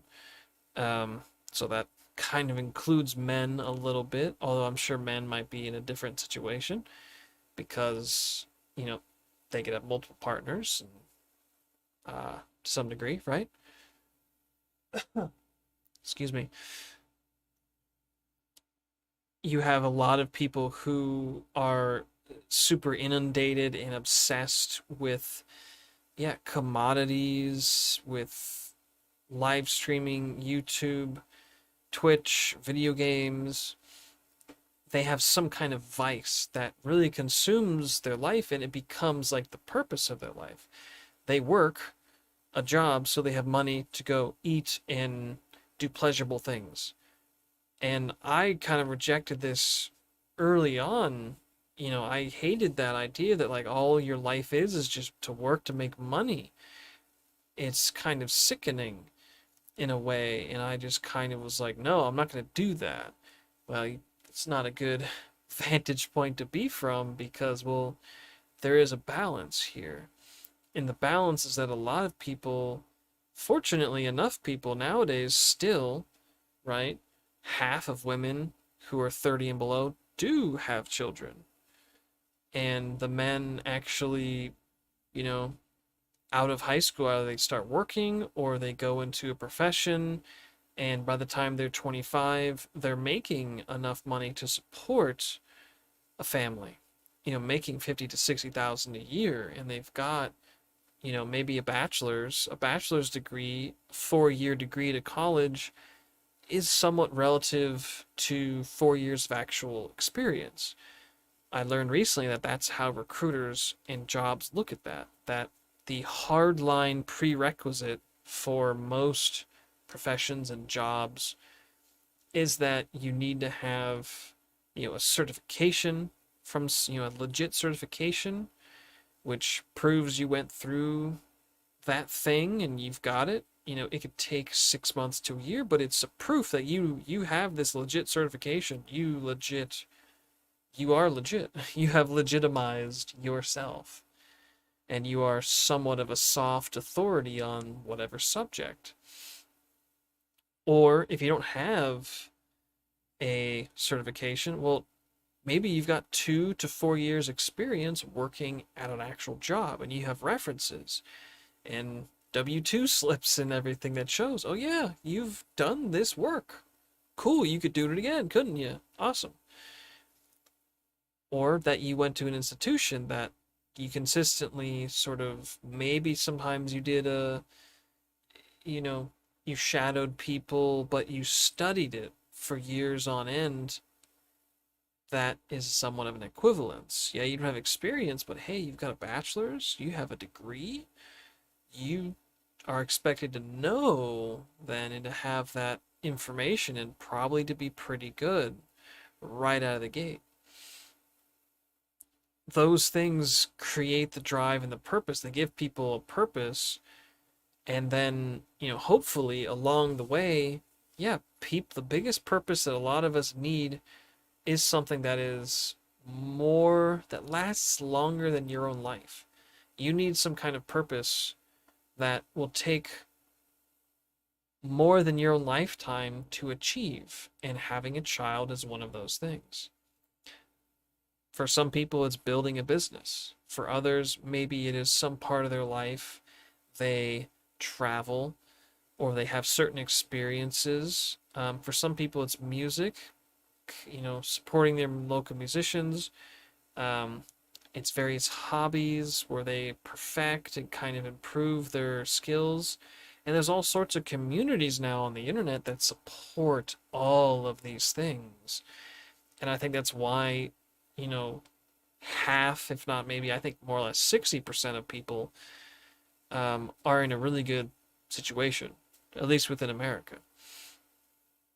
Um, so things are okay, but yet you can see the problems that a lot of people have no purpose. And so, well, what psychedelics do is they give you this relation with a transcendental entity. When you take 5 dried grams of psilocybin in darkness, in a dark room, maybe you have a blindfold on and there's silence, no music, no nothing, you will have access and you will talk to God, basically. And you will have yourself dealt with. You will, in a sense, kind of die without dying. You'll go through an experience that we presume happens upon death, and through a deeply intricate dream world, and then you'll come back into your this body being reborn, which is a feeling I had when I had my LSD experience. I felt like I was sort of reborn afterwards. There were certain basic things that I had trouble doing. And even after that, it was like I almost didn't recognize myself in the mirror. That I couldn't believe this was me. And is that me? Almost like not sure if I'm in the right body. It's a very odd feeling, but eventually it came around to where, yeah, I was starting to make the right decisions and was moving forward in a positive direction. So luckily, I had a psychedelic experience early enough. And I mentioned before that my hypnagogia experiences actually have led me to a deep spiritual connection and to where I believe in God. I am super open to studying and practicing, sort of nurturing religion within others and spirituality within others, to where anyone else who is open to it, I'm open to you too, where I'm down, dude, let's talk about it. And that's why I'm here providing commentary for Terence McKenna. So let's continue forward a bit. I've gone on enough, I think. Which was reinforced by mutagenic influences in the diet, is carried over into culture as a cultural characteristic. And have you noticed that every generation views the generation it spawns as more childish than itself? And we look back to our rugged grandparents who slogged across the plains, and I suppose they look back to people in chainmail who were only 4 feet high, who, could go without eating for 6 months or something. And it just gets, we become more and more soft, more and more infantile. And the final phase of this was just the decision that we never needed to grow up at all. We never needed to find out about the nature of our relationship to being at all. And so the psychedelics were suppressed. And what you have in the pre-adolescent child is an extreme expression of ego. And this is, the 11-year-old child, let's take as the example, is the supreme egoist. And in a sense, we got hung up at that place because we didn't get hung up in it. We fell into it. We were in balance, but the suppression of psychedelics created the precondition that allowed the generation of ego. And it's very complicated. A lot of factors were at work, you see. The mushroom style, the shamanic style of the nomadic hunter-gatherer, is a style of goddess worship and psychedelic shamanism and orgiastic religion. And the shamanism and the religion overlap each other considerably. The style that replaced that was a style of domination, hierarchy, with alpha males, with powerful males controlling females at the center of these hierarchies. And to my mind, the concern that caused the shift was the accumulation in the psyche of these hominids of enough ego that there became concern for the line of male paternity. In other words, men wanted to know who their children were. And that made the orgiastic style of religion in conflict, because that was all about, the children were the children of the group, and sex was a shared activity, even though there might be bonding. But once men got it into their heads that they wanted to know who their offspring were, then females had to be controlled very rigidly, and there had to be control of sexual, and the whole thing just turned into a nightmare. My women, my property, my children, my food, my territory, so on and so forth. Well, you see, what had been going on before was a true incipient symbiosis. And this is, I think, the new idea that I want to communicate, and that I'm absolutely, one, serious about, and two, literal about, that the our glory and our uniqueness and why we are as we are is because we are a plant animal symbiotic species. Our ordinary state, our state of nature, the way in which we existed until 10,000 years ago, was in a very tightly bound symbiotic relationship with plants. They were, we domesticated them, and we spread them, and we created environments for them through the use of burning.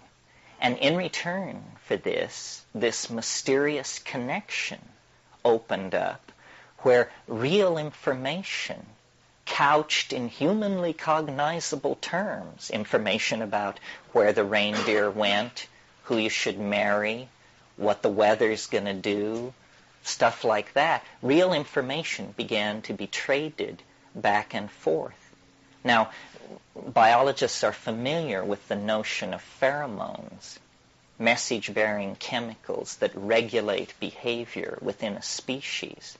But we're just getting ready to go to the next level and recognize the possibility of what have been called exopheromones, pheromones that regulate behavior between species.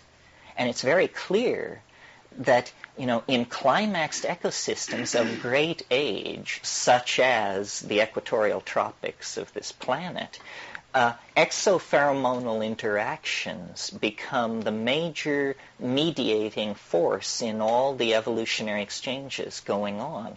The old notion of competition and survival of the fittest is now seen to be bankrupt. The way nature works is it's the species that can make itself most necessary to other species, the one that can cut energy deals with the most of its neighbors, that is the successful one. So you maximize cooperation, you maximize dependency, you maximize integration. This is the successful evolutionary strategy. That's a big important thing he just mentioned. Think about, let's take that, you know, integration, creating a symbiosis. That is really what keeps you surviving. It's not really about the survival of the fittest amongst us, really the fittest. That meme, survival of the fittest. Those who can compete the best win and survive. That's not that classic, what he is referring to at the time. That is viewed as like kind of competition. But now it's not really about competition. Now it's about symbiosis and making people dependent on you and successfully trading energy with your neighbors. That's what a lot of people are thinking, right now with the world in respect to like the Ukraine-Russia conflict, problems with China, the supply issues, everything that COVID and this pandemic and the lockdowns have iterated to people is that actually if you have a hand in everyone's pocket and you become dependent on things and people are dependent on you, then that actually creates a symbiosis where you don't have to fight over anything. I mean, my neighbor, they actually started growing chickens, started, you know, developing them. I don't know what the right word is. Keeping chickens maybe is the right adjective or verb. And they gave us, just for being neighbors and being nice, they gave us a whole chicken for free. What might have cost $15 to $20, we got for free. And we made chicken stock out of it, had 2 meals, roughly, maybe a little more than 2 meals, but 2 meals for 2 people. It's 4 meals out of one bird, and then we got a lot of sustenance and things where, my wife she made basically like soup cubes, stock cubes out of it, and has reused those or used them for meals in the future. I mean, one chicken can feed people significantly.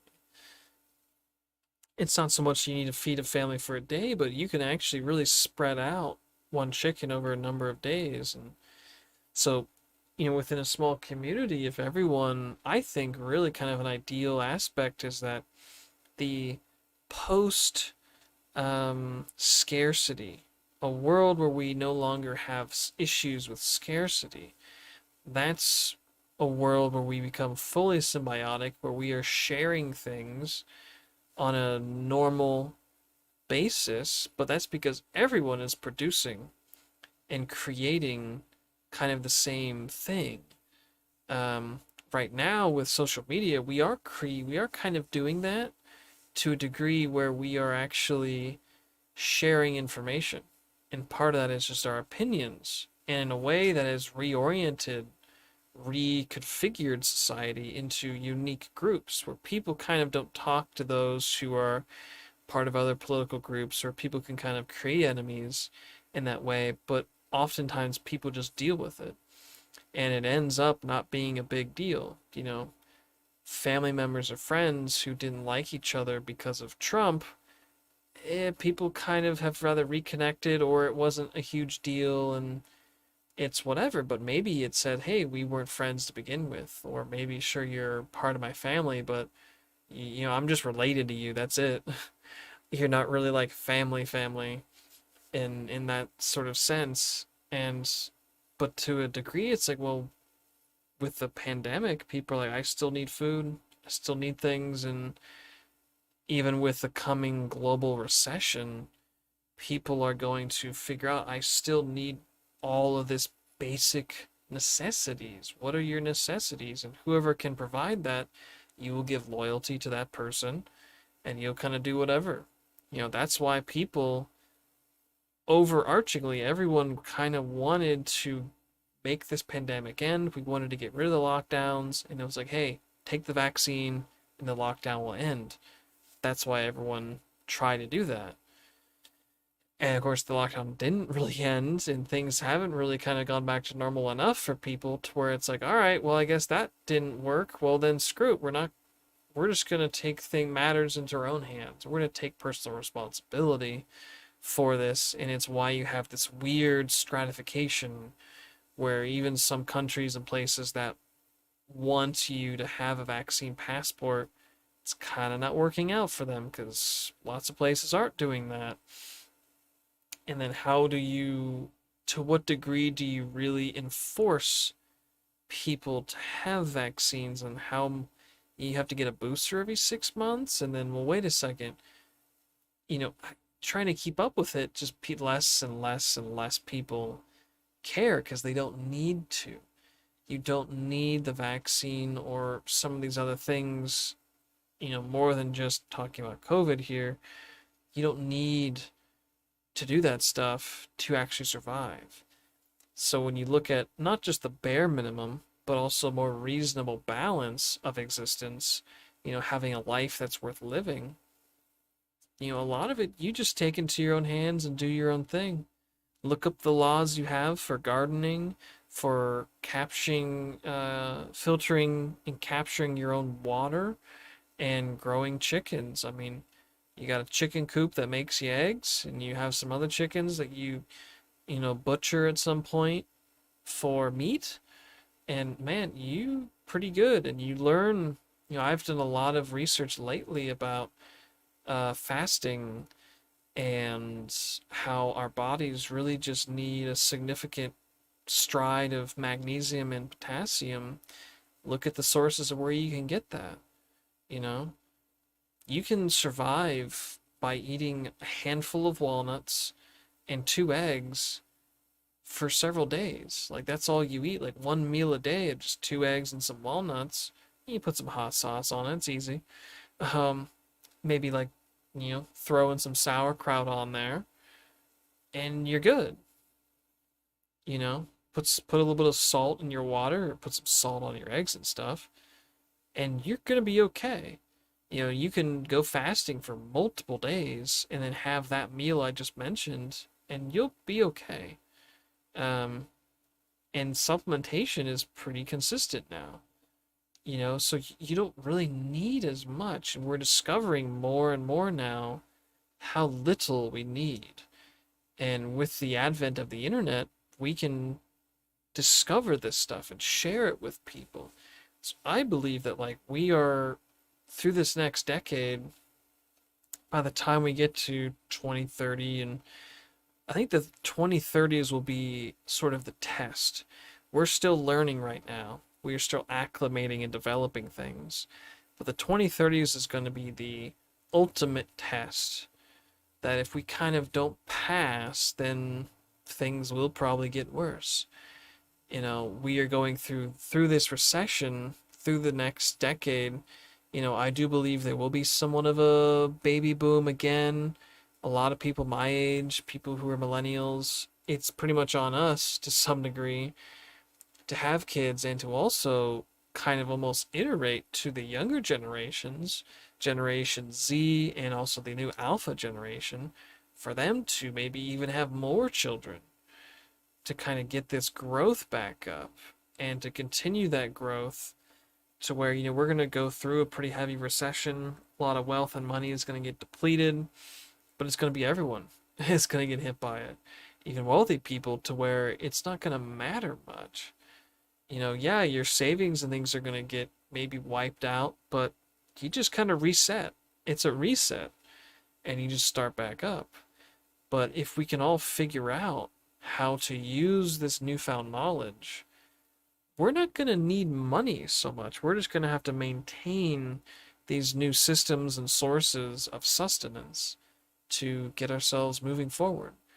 And maybe at that point, or during that process, we can kind of rediscover this need for psychedelics and to bring these communities forward to where we will have a much better cohesive and symbiotic system that starts to hopefully reduce the ego, and we don't need to have to have so many problems we've suffered for the past decades.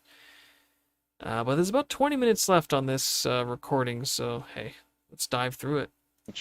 I mean, of course you can be a jaguar and crash around in the forest and eat things immediately smaller than you, but jaguars will be a memory in the fossil record of this planet when the plants will still exist, given, that man were not part of the picture. So the dynamic of life dictates that these energy levels be held very close.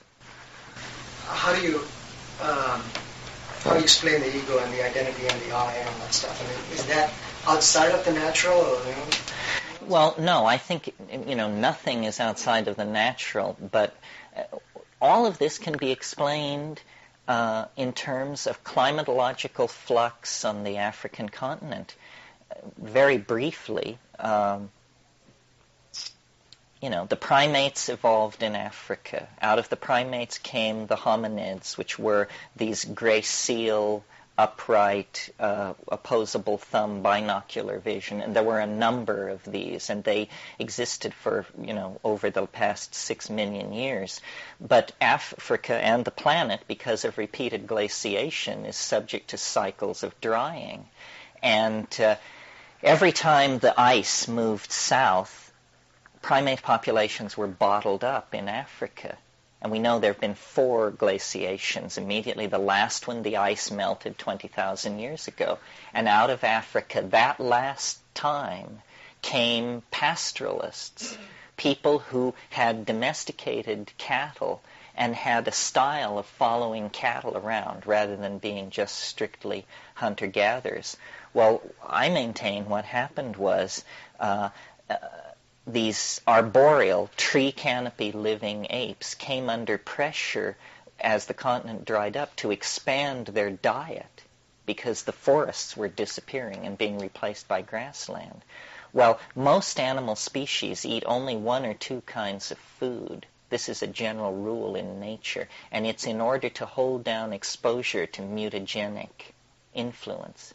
But when an animal population is in a situation of food scarcity, the logical thing to do is to begin to test food sources and to expand your repertoire of food. Well, that's what these primates coming out of the trees did. Number one, they began eating meat, which gave them a real interest that they had never had before in these ungulate mammals that were evolving in the grasslands. And they began to test all kinds of other foods in the environment. Well, when you do that, you are exposing your population to mutation. And mutation rates soar. And it was during this period that the human brain size doubled in like 1.5 million years. Someone said it was the most rapid evolutionary expansion of a major organ ever seen in the fossil record. Nothing like it ever happened. Why? What was making this happen? Well, it looks like probably huge numbers of mutations were taking place in this population because people were literally eating anything they could get their hands on. And in this environment of the grasslands, the mushrooms were growing on the dung of these ungulate animals. Well, now a weird thing about psilocybin is that in very low doses so low that you don't feel anything, your vision improves. They've done tests with this, and there is an improvement in visual acuity on psilocybin at low doses. Well, you can imagine the evolutionary impact of something like this on a hunting-gathering population where visual acuity is all that stands between you and grim starvation. It means a population of animals, a population of these evolving hominids that accept the mushroom into their diet, have just been given a tremendous leg up on nearby competing troops that don't have it. It's like chemical binoculars. So immediately then there is a reason, an evolutionary reason, for mushrooms to be eaten and for the spread, for mushrooms to be accepted into the diet as an item and so forth and so on. Well, so then you take slightly more mushrooms, and like all alkaloids and it's a CNS arousal. It means you feel alert, you feel interested, you want a boogie, and also if you're male, you can sustain an erection. So arousal means arousal. So then this stuff is an enzyme promoting sexual activity at that level. Well, sexual activity, the number of copulations that occur within a population is directly related to the number of successful impregnations. So suddenly you have these horny primates, be a lot of more interest in sexual contact and partners and all that.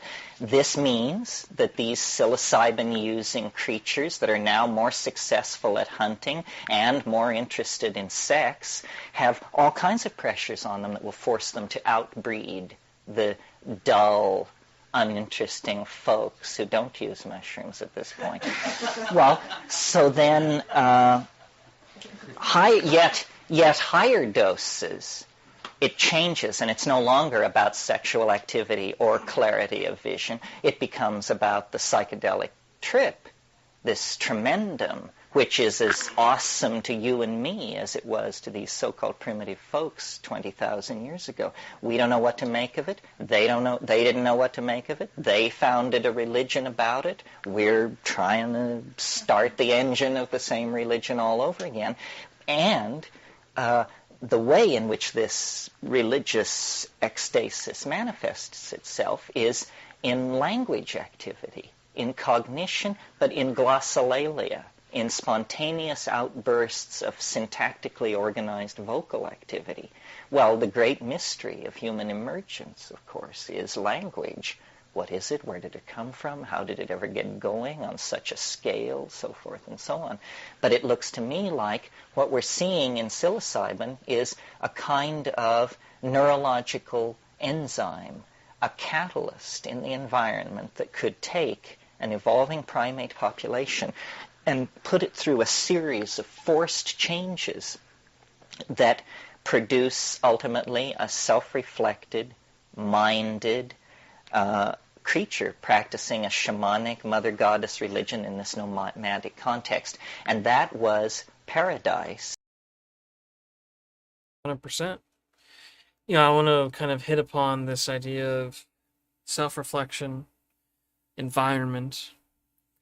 Your environment is what makes you what you are. And I think that's more or less what we need to change and we need to hit upon consistently.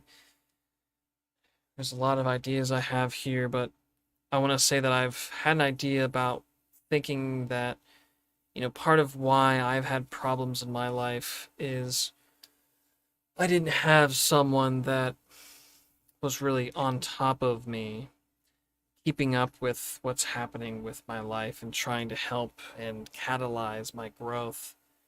We need more of that. A lot of us maybe have a brother, someone in family, a friend who impacted us positively. I have had people that have impacted me positively, and that has been enough to drive me in a good direction. But I've thought, maybe what if I did a series or had a weekly update of sharing with people that I know who can then share that even further with people they know, of just saying, hey, what's going on? How are you doing? And also saying, here's what's going on with me. And I think self-reflection is the best way of doing that. I've recently gotten into the sort of tarot cards and using the tarot to kind of, or the tarot to, you can say that many different ways. Kind of a weird word, isn't it? Tarot. Using the tarot to self-reflect and to kind of understand your position with respect to the entire system and the mission of life. And I think that self-reflection is important. And McKenna references, goddess worship and shamanism, and goddess worship is actually really important. I think it's Robert Graves. I'm going to look at Amazon real fast here because it's called The White Goddess. Robert Graves, yep. Robert Graves wrote a book called The White Goddess, and it is a book that essentially he takes a lot of myth and classical stories that have been around for a long time, and you can kind of connect this with Joseph Campbell and his monomyth. I'm not sure if Joseph Campbell has... Right, it is the Hero with 1,000 Faces. That's what it is. Joseph Campbell is really important, but the Hero with 1,000 Faces, right? The White Goddess, or the Goddess, essentially had this eternal champion. And the eternal champion protects the goddess, because the goddess is what gives birth and is what birthed the champion into life. And that the goddess essentially, if the champion can protect her and does what she wants, then she will give a reward to the champion. That reward is essentially sex. And through sex is actually more of a ritual that through successful copulation, you, the champion, will be reborn. You will be reborn to serve her again, but also you have the chance of creating a goddess yourself. Imagine that the champion, not only does he either get to be reborn again, and he can then ensure that that new champion, that new male, becomes a servant of the goddess and ensures this going, but the fact that he can take part in creating another goddess, that you could have a daughter create a woman from yourself that then will become a pantheon and a goddess for so many other champions, to create so many more goddesses and other champions for time immemorial. Goddess worship was the original thing, that women were treated as goddesses, as these noble people, and women were essentially the priests. They were the spiritual class of individuals, not men, not priests nowadays, as we sort of see it in Christianity and some other religions. That's not really how it was. In cattle worship, you see it with some religions that um, sort of worship cattle or don't eat meat, or they don't eat beef. It's because cattle, from the dung, as McKenna mentioned, you're right, these ungulate animals, dung-loving animals, um, you know, primates looked underneath these cow patties because it seemed like this dung created life. Not just with grubs and things, but also with plants.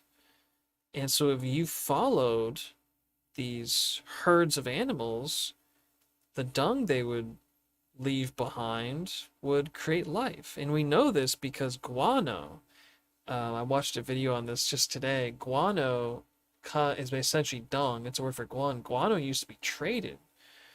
Like, it was a huge trade because it's how you would get fertilizer to grow plants, to grow food, and food that you needed for your livestock.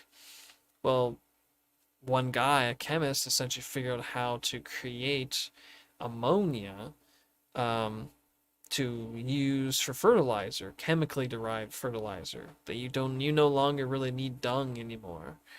And that is what has caused the massive explosion of food in the world, where we can, just use fertilizer on any crop of land, right? Because the dung that animals create, right, the byproduct of them eating, is that it comes from plants, and the plants take nitrogen from the soil, and from the air, and through photosynthesis and all these plant-derived products, we create this cycle, this nitrogen cycle of nitrogen getting put in to the ground. And part of that is from plants dying and being decomposed, and slowly but surely bacteria in the ground actually does create that nitrogen that plants use. But it's a slow process. However, the plants don't need much of it. Humans need a lot more, especially when you have billions of them. So this process has been broken recently with the Ukraine Russia conflict. So we're kind of resetting a lot of that. But this thing that, this symbiotic concession that we've had, right? I mentioned symbiosis earlier. We need to have a greater understanding of how we interconnect with everything around us, and to create better structures that are stronger to ensure they don't break down. Um, but I love that McKenna, and he references many other people in his talks, particularly Robert Graves, of just looking at the legitimacy, the authenticity, and the realness, the truth that humans once existed in this paradise of connection with these animals and what they gave us, the plants, the mushrooms, and the women as goddesses, that we did not have this fascistic, rape-derived, kind of male-dominated realm, that we unfortunately fell from that paradise, out of paradise. And that is what, Christianity and some of these religions, we once existed in Eden, and that something caused us to fall out of that. And really, it was the changing of the environment, that we no longer could support this nomadic tribal system that we then had to create agriculture in cities to maintain that aspect. And it's strangely enough, yeah, we no longer, that system kind of works a bit better and is a better organization at scale, but it is through the fact that we lost our connection to the goddess and to these early religions, and so a new religion came about, but that we were endogenously, chemically, through our environment, through what we ate, through the mushrooms and everything, we reduced the ego down. You know, if you're using psilocybin mushrooms and you're going through these rituals enough, you don't care about where your offspring comes from. You don't worry about animal husbandry in the respect of like paternity. You no longer care about that. So when you remove it, now you do care. Now you do care which child is yours, right? The child used to be just the group. The children belong to the group. And many cultures nowadays still look at it that way. Over in Asia, in India, I would say Africa and South America, but it's Europe, UK, and America that have this, that British Empire have this elitism and this deep-seated egoism that is super paternal drived and treats women kind of poorly, but then again, we actually went full circle to where many men revere women, and women now actually almost have this maternalism, this maternal egoism, to where they want to do whatever they want, and that is actually why women, or on average now, unfortunately, have fewer children, because they are like, I don't want to do that. I want to just do this male dominant pleasure thing. And the men kind of like, yeah, sure, whatever, I guess. As long as I get to have sex with you, that's fine. And it has been that way for a couple decades. Probably since like the 70s did it really start to explode, unfortunately. Well, maybe more the 80s, I guess. Um, it makes so much sense when you see McKenna connecting these dots all together and just using these words and combining them. That's what blew me away about McKenna when I first started listening to him. I'm like, I know all these words, but I've just never heard someone put them together quite in the way that McKenna does it. And how he has so much knowledge and sources and references to back all of it up, and all these stories that they start to compound each other up to the point where you just, without a doubt, believe everything he's saying. It's so hard to disbelieve, to where you then wonder, what do I do now? Well, let's try to see if we can finish this off. There's about 11 and a half minutes left. And that was the ideal for the archaic revival. In other words, that Eden actually existed, that we are made for better things than what we've got. It says in Finnegan's Wake, here in Moycane was the red light district of Dublin. Here in Moycane we flop on the seamy side, but up Nayent, prospector, you sprout all your worth and woof your wings. That's a promise for the future. Up Nayent you sprout all your worth and woof your wings. But also, antes, we sprouted our worth and woofed our wings. And this whole nostalgia for a perfected shamanism in prehistory is reasonable, I think. I think we had something, an unimaginably precious gift. We had consciousness and dynamic order. Consciousness as we experience it now within the confines of history is most analogous to cancer. It's just, replicating, spreading. But it once was a dynamic, ordered thing. People lived, they died, they made love, they had children, they herded their flocks, they had ecstatic flights into dimensions which we cannot even conceive of, and they felt no need, to break into the earth, to divert the rivers, to do all of this stuff. And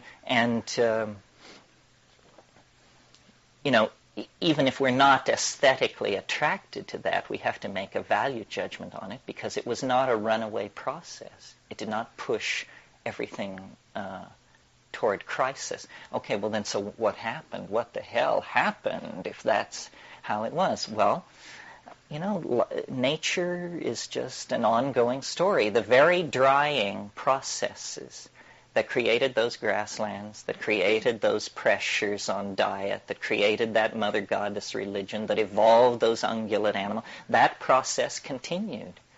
And the grasslands dried up. And the winds began to blow. And the water holes got further and further apart from each other. And the mushroom festivals went from every Saturday night to the first Saturday of every month, and then to 4 times a year, and then to once a year, and then to once every 5 years, and then to never.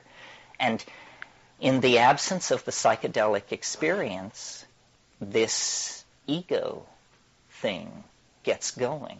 I mean, it is literally like a calcareous growth in the bloodstream of the psyche. If you don't inoculate yourself against it, it will begin to take root and grow, and the world, the boundaries of the world begin to move inward, and you no longer see things on a planetary scale or a millennial scale, or it's just about, my women, my money, my land, my children, all of this stuff. And at that point, you get the appearance of historical civilizations. You have kingship, the age of Gilgamesh. I mean, my God, when you read the story of Gilgamesh, you just wonder what's going on. Gilgamesh spurned the goddess, and the goddess sent a bull, which to me is, symbolic of the mystery of the mushroom, the ungulate herding horned animal, the crypto symbol for the god. The goddess sends a bull, and he rejects the bull. He rejects the goddess. He rejects the bull. Then he takes Enkidu, the shaman figure, and forces him to go with him into the wilderness. And what do they do in the wilderness? This oldest of all myths, this story of the first men. What do? They cut down the tree of life. That's what they do. They cut down the tree of life. And then it goes forward. The earliest strata of mythology that comes out of these Middle Eastern civilizations is full of this male-female nature-artificial tension. The story of Genesis is a similar thing. I mean, what's happening in Genesis is history's first drug bust. A woman is involved with a plant, and the plant opens their eyes, and they see that they are naked, which happens to be the case. They are naked. So in other words, they grok their true existential condition. And Yahweh, wandering around mumbling to himself in the garden, says, this thing that these people have done, what if they eat of the fruit of the tree of life? Then they will be as we are.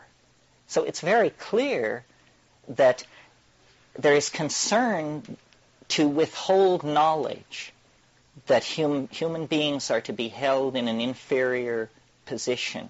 Otherwise, if they were to eat of the fruit of the tree of life, of knowledge, they would be as we are. So there's this whole tension. And in the story in Genesis, you'll recall Adam and Eve are cast out of Eden, and an angel is set at the east of Eden with a burning sword. Well, what I take this to be about is it's a story from a strata where already the shift to the dominator culture has taken place. But they're looking backward at the partnership society in on the grasslands of Africa. And the angel with the burning sword is nothing more than the sun. That they literally were cast out of Eden. Eden disappeared around them. It dried up and blew away. And there was nowhere to go but the Nile Valley and Palestine. And these people who appear in the Nile Valley and Palestine at about 9,800 BC, called Natufian, come out of nowhere with a very high culture and a tremendous ability to exploit plant resources. And I think they are the remnants of this partnership culture. And you see the way in which all this ties into the present and attempts to be more than just a kind of cultural reconstruction of prehistory is we're trying to understand who we are, why we are the way we are.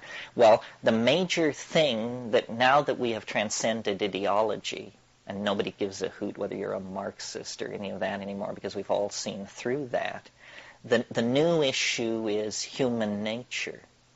And it evolves around this drug thing.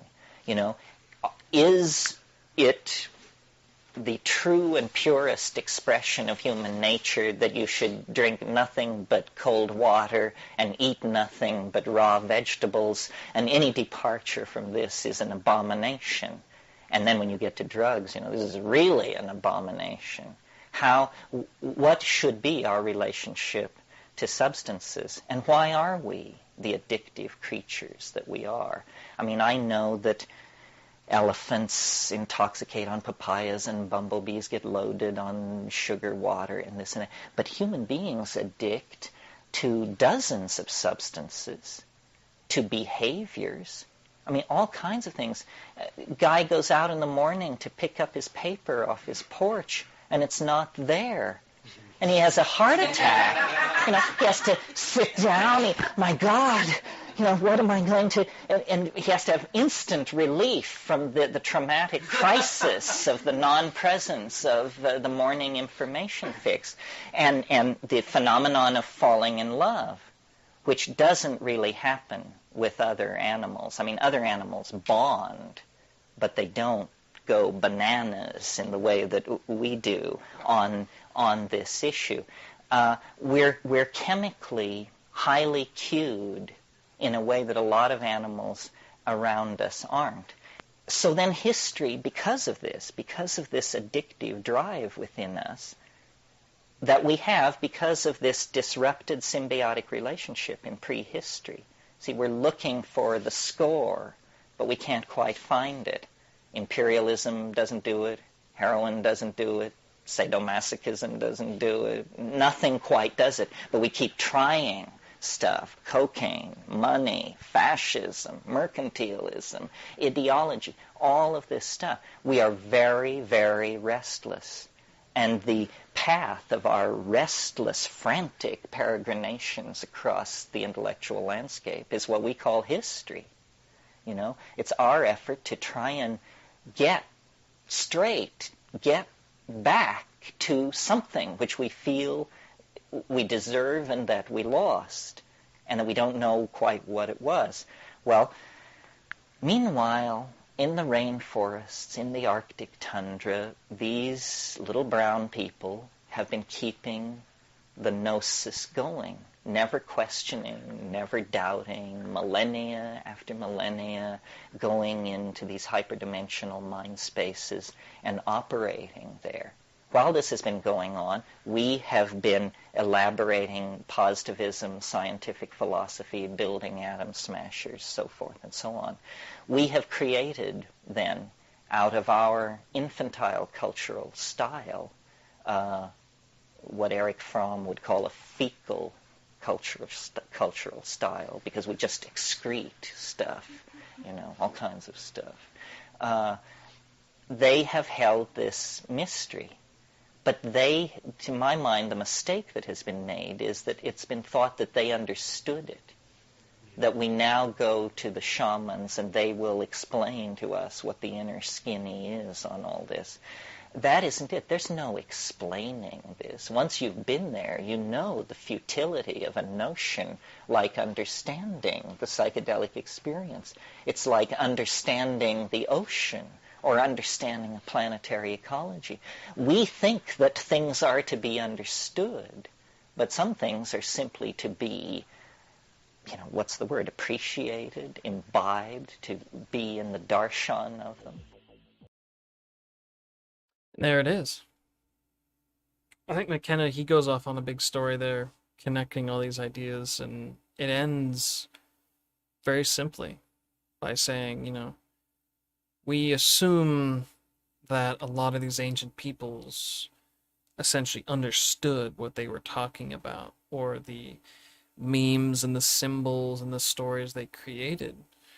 And some of them actually don't know where those stories came from, where they had them. I love that he references the Natufian, and I'll see if I can add a link um, to this Natufian culture, which he said came seemingly out of nowhere in the desert and had this um, highly ordered culture that references everything he's saying.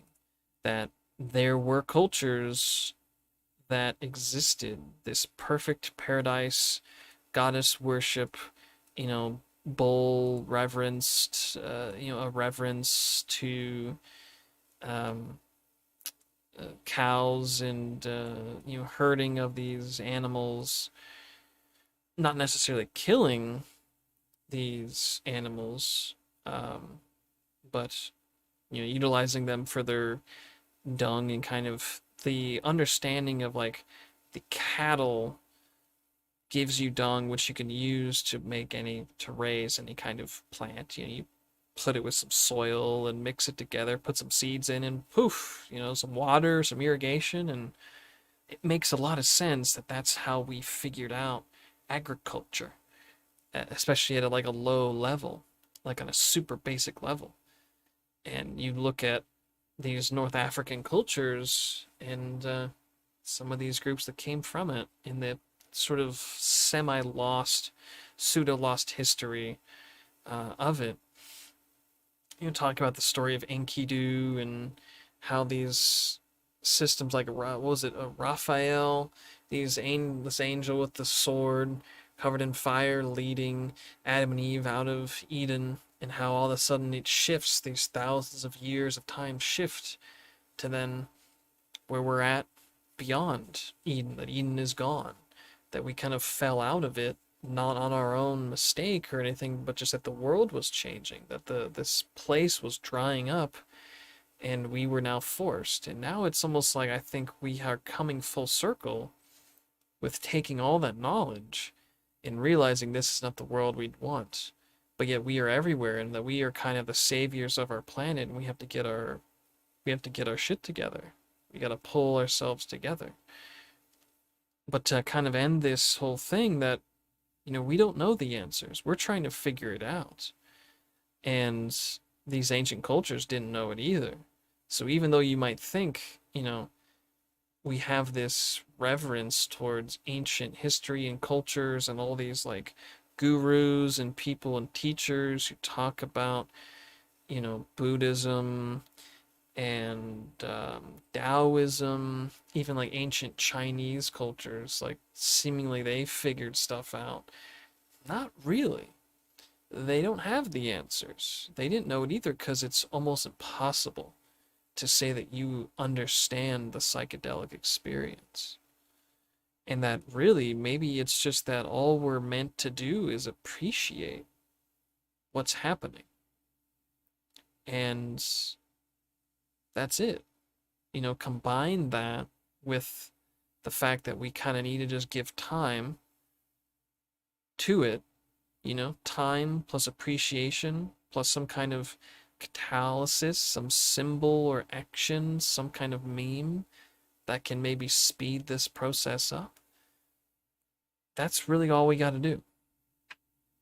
And you kind of wade yourself, swim back and forth between all this information.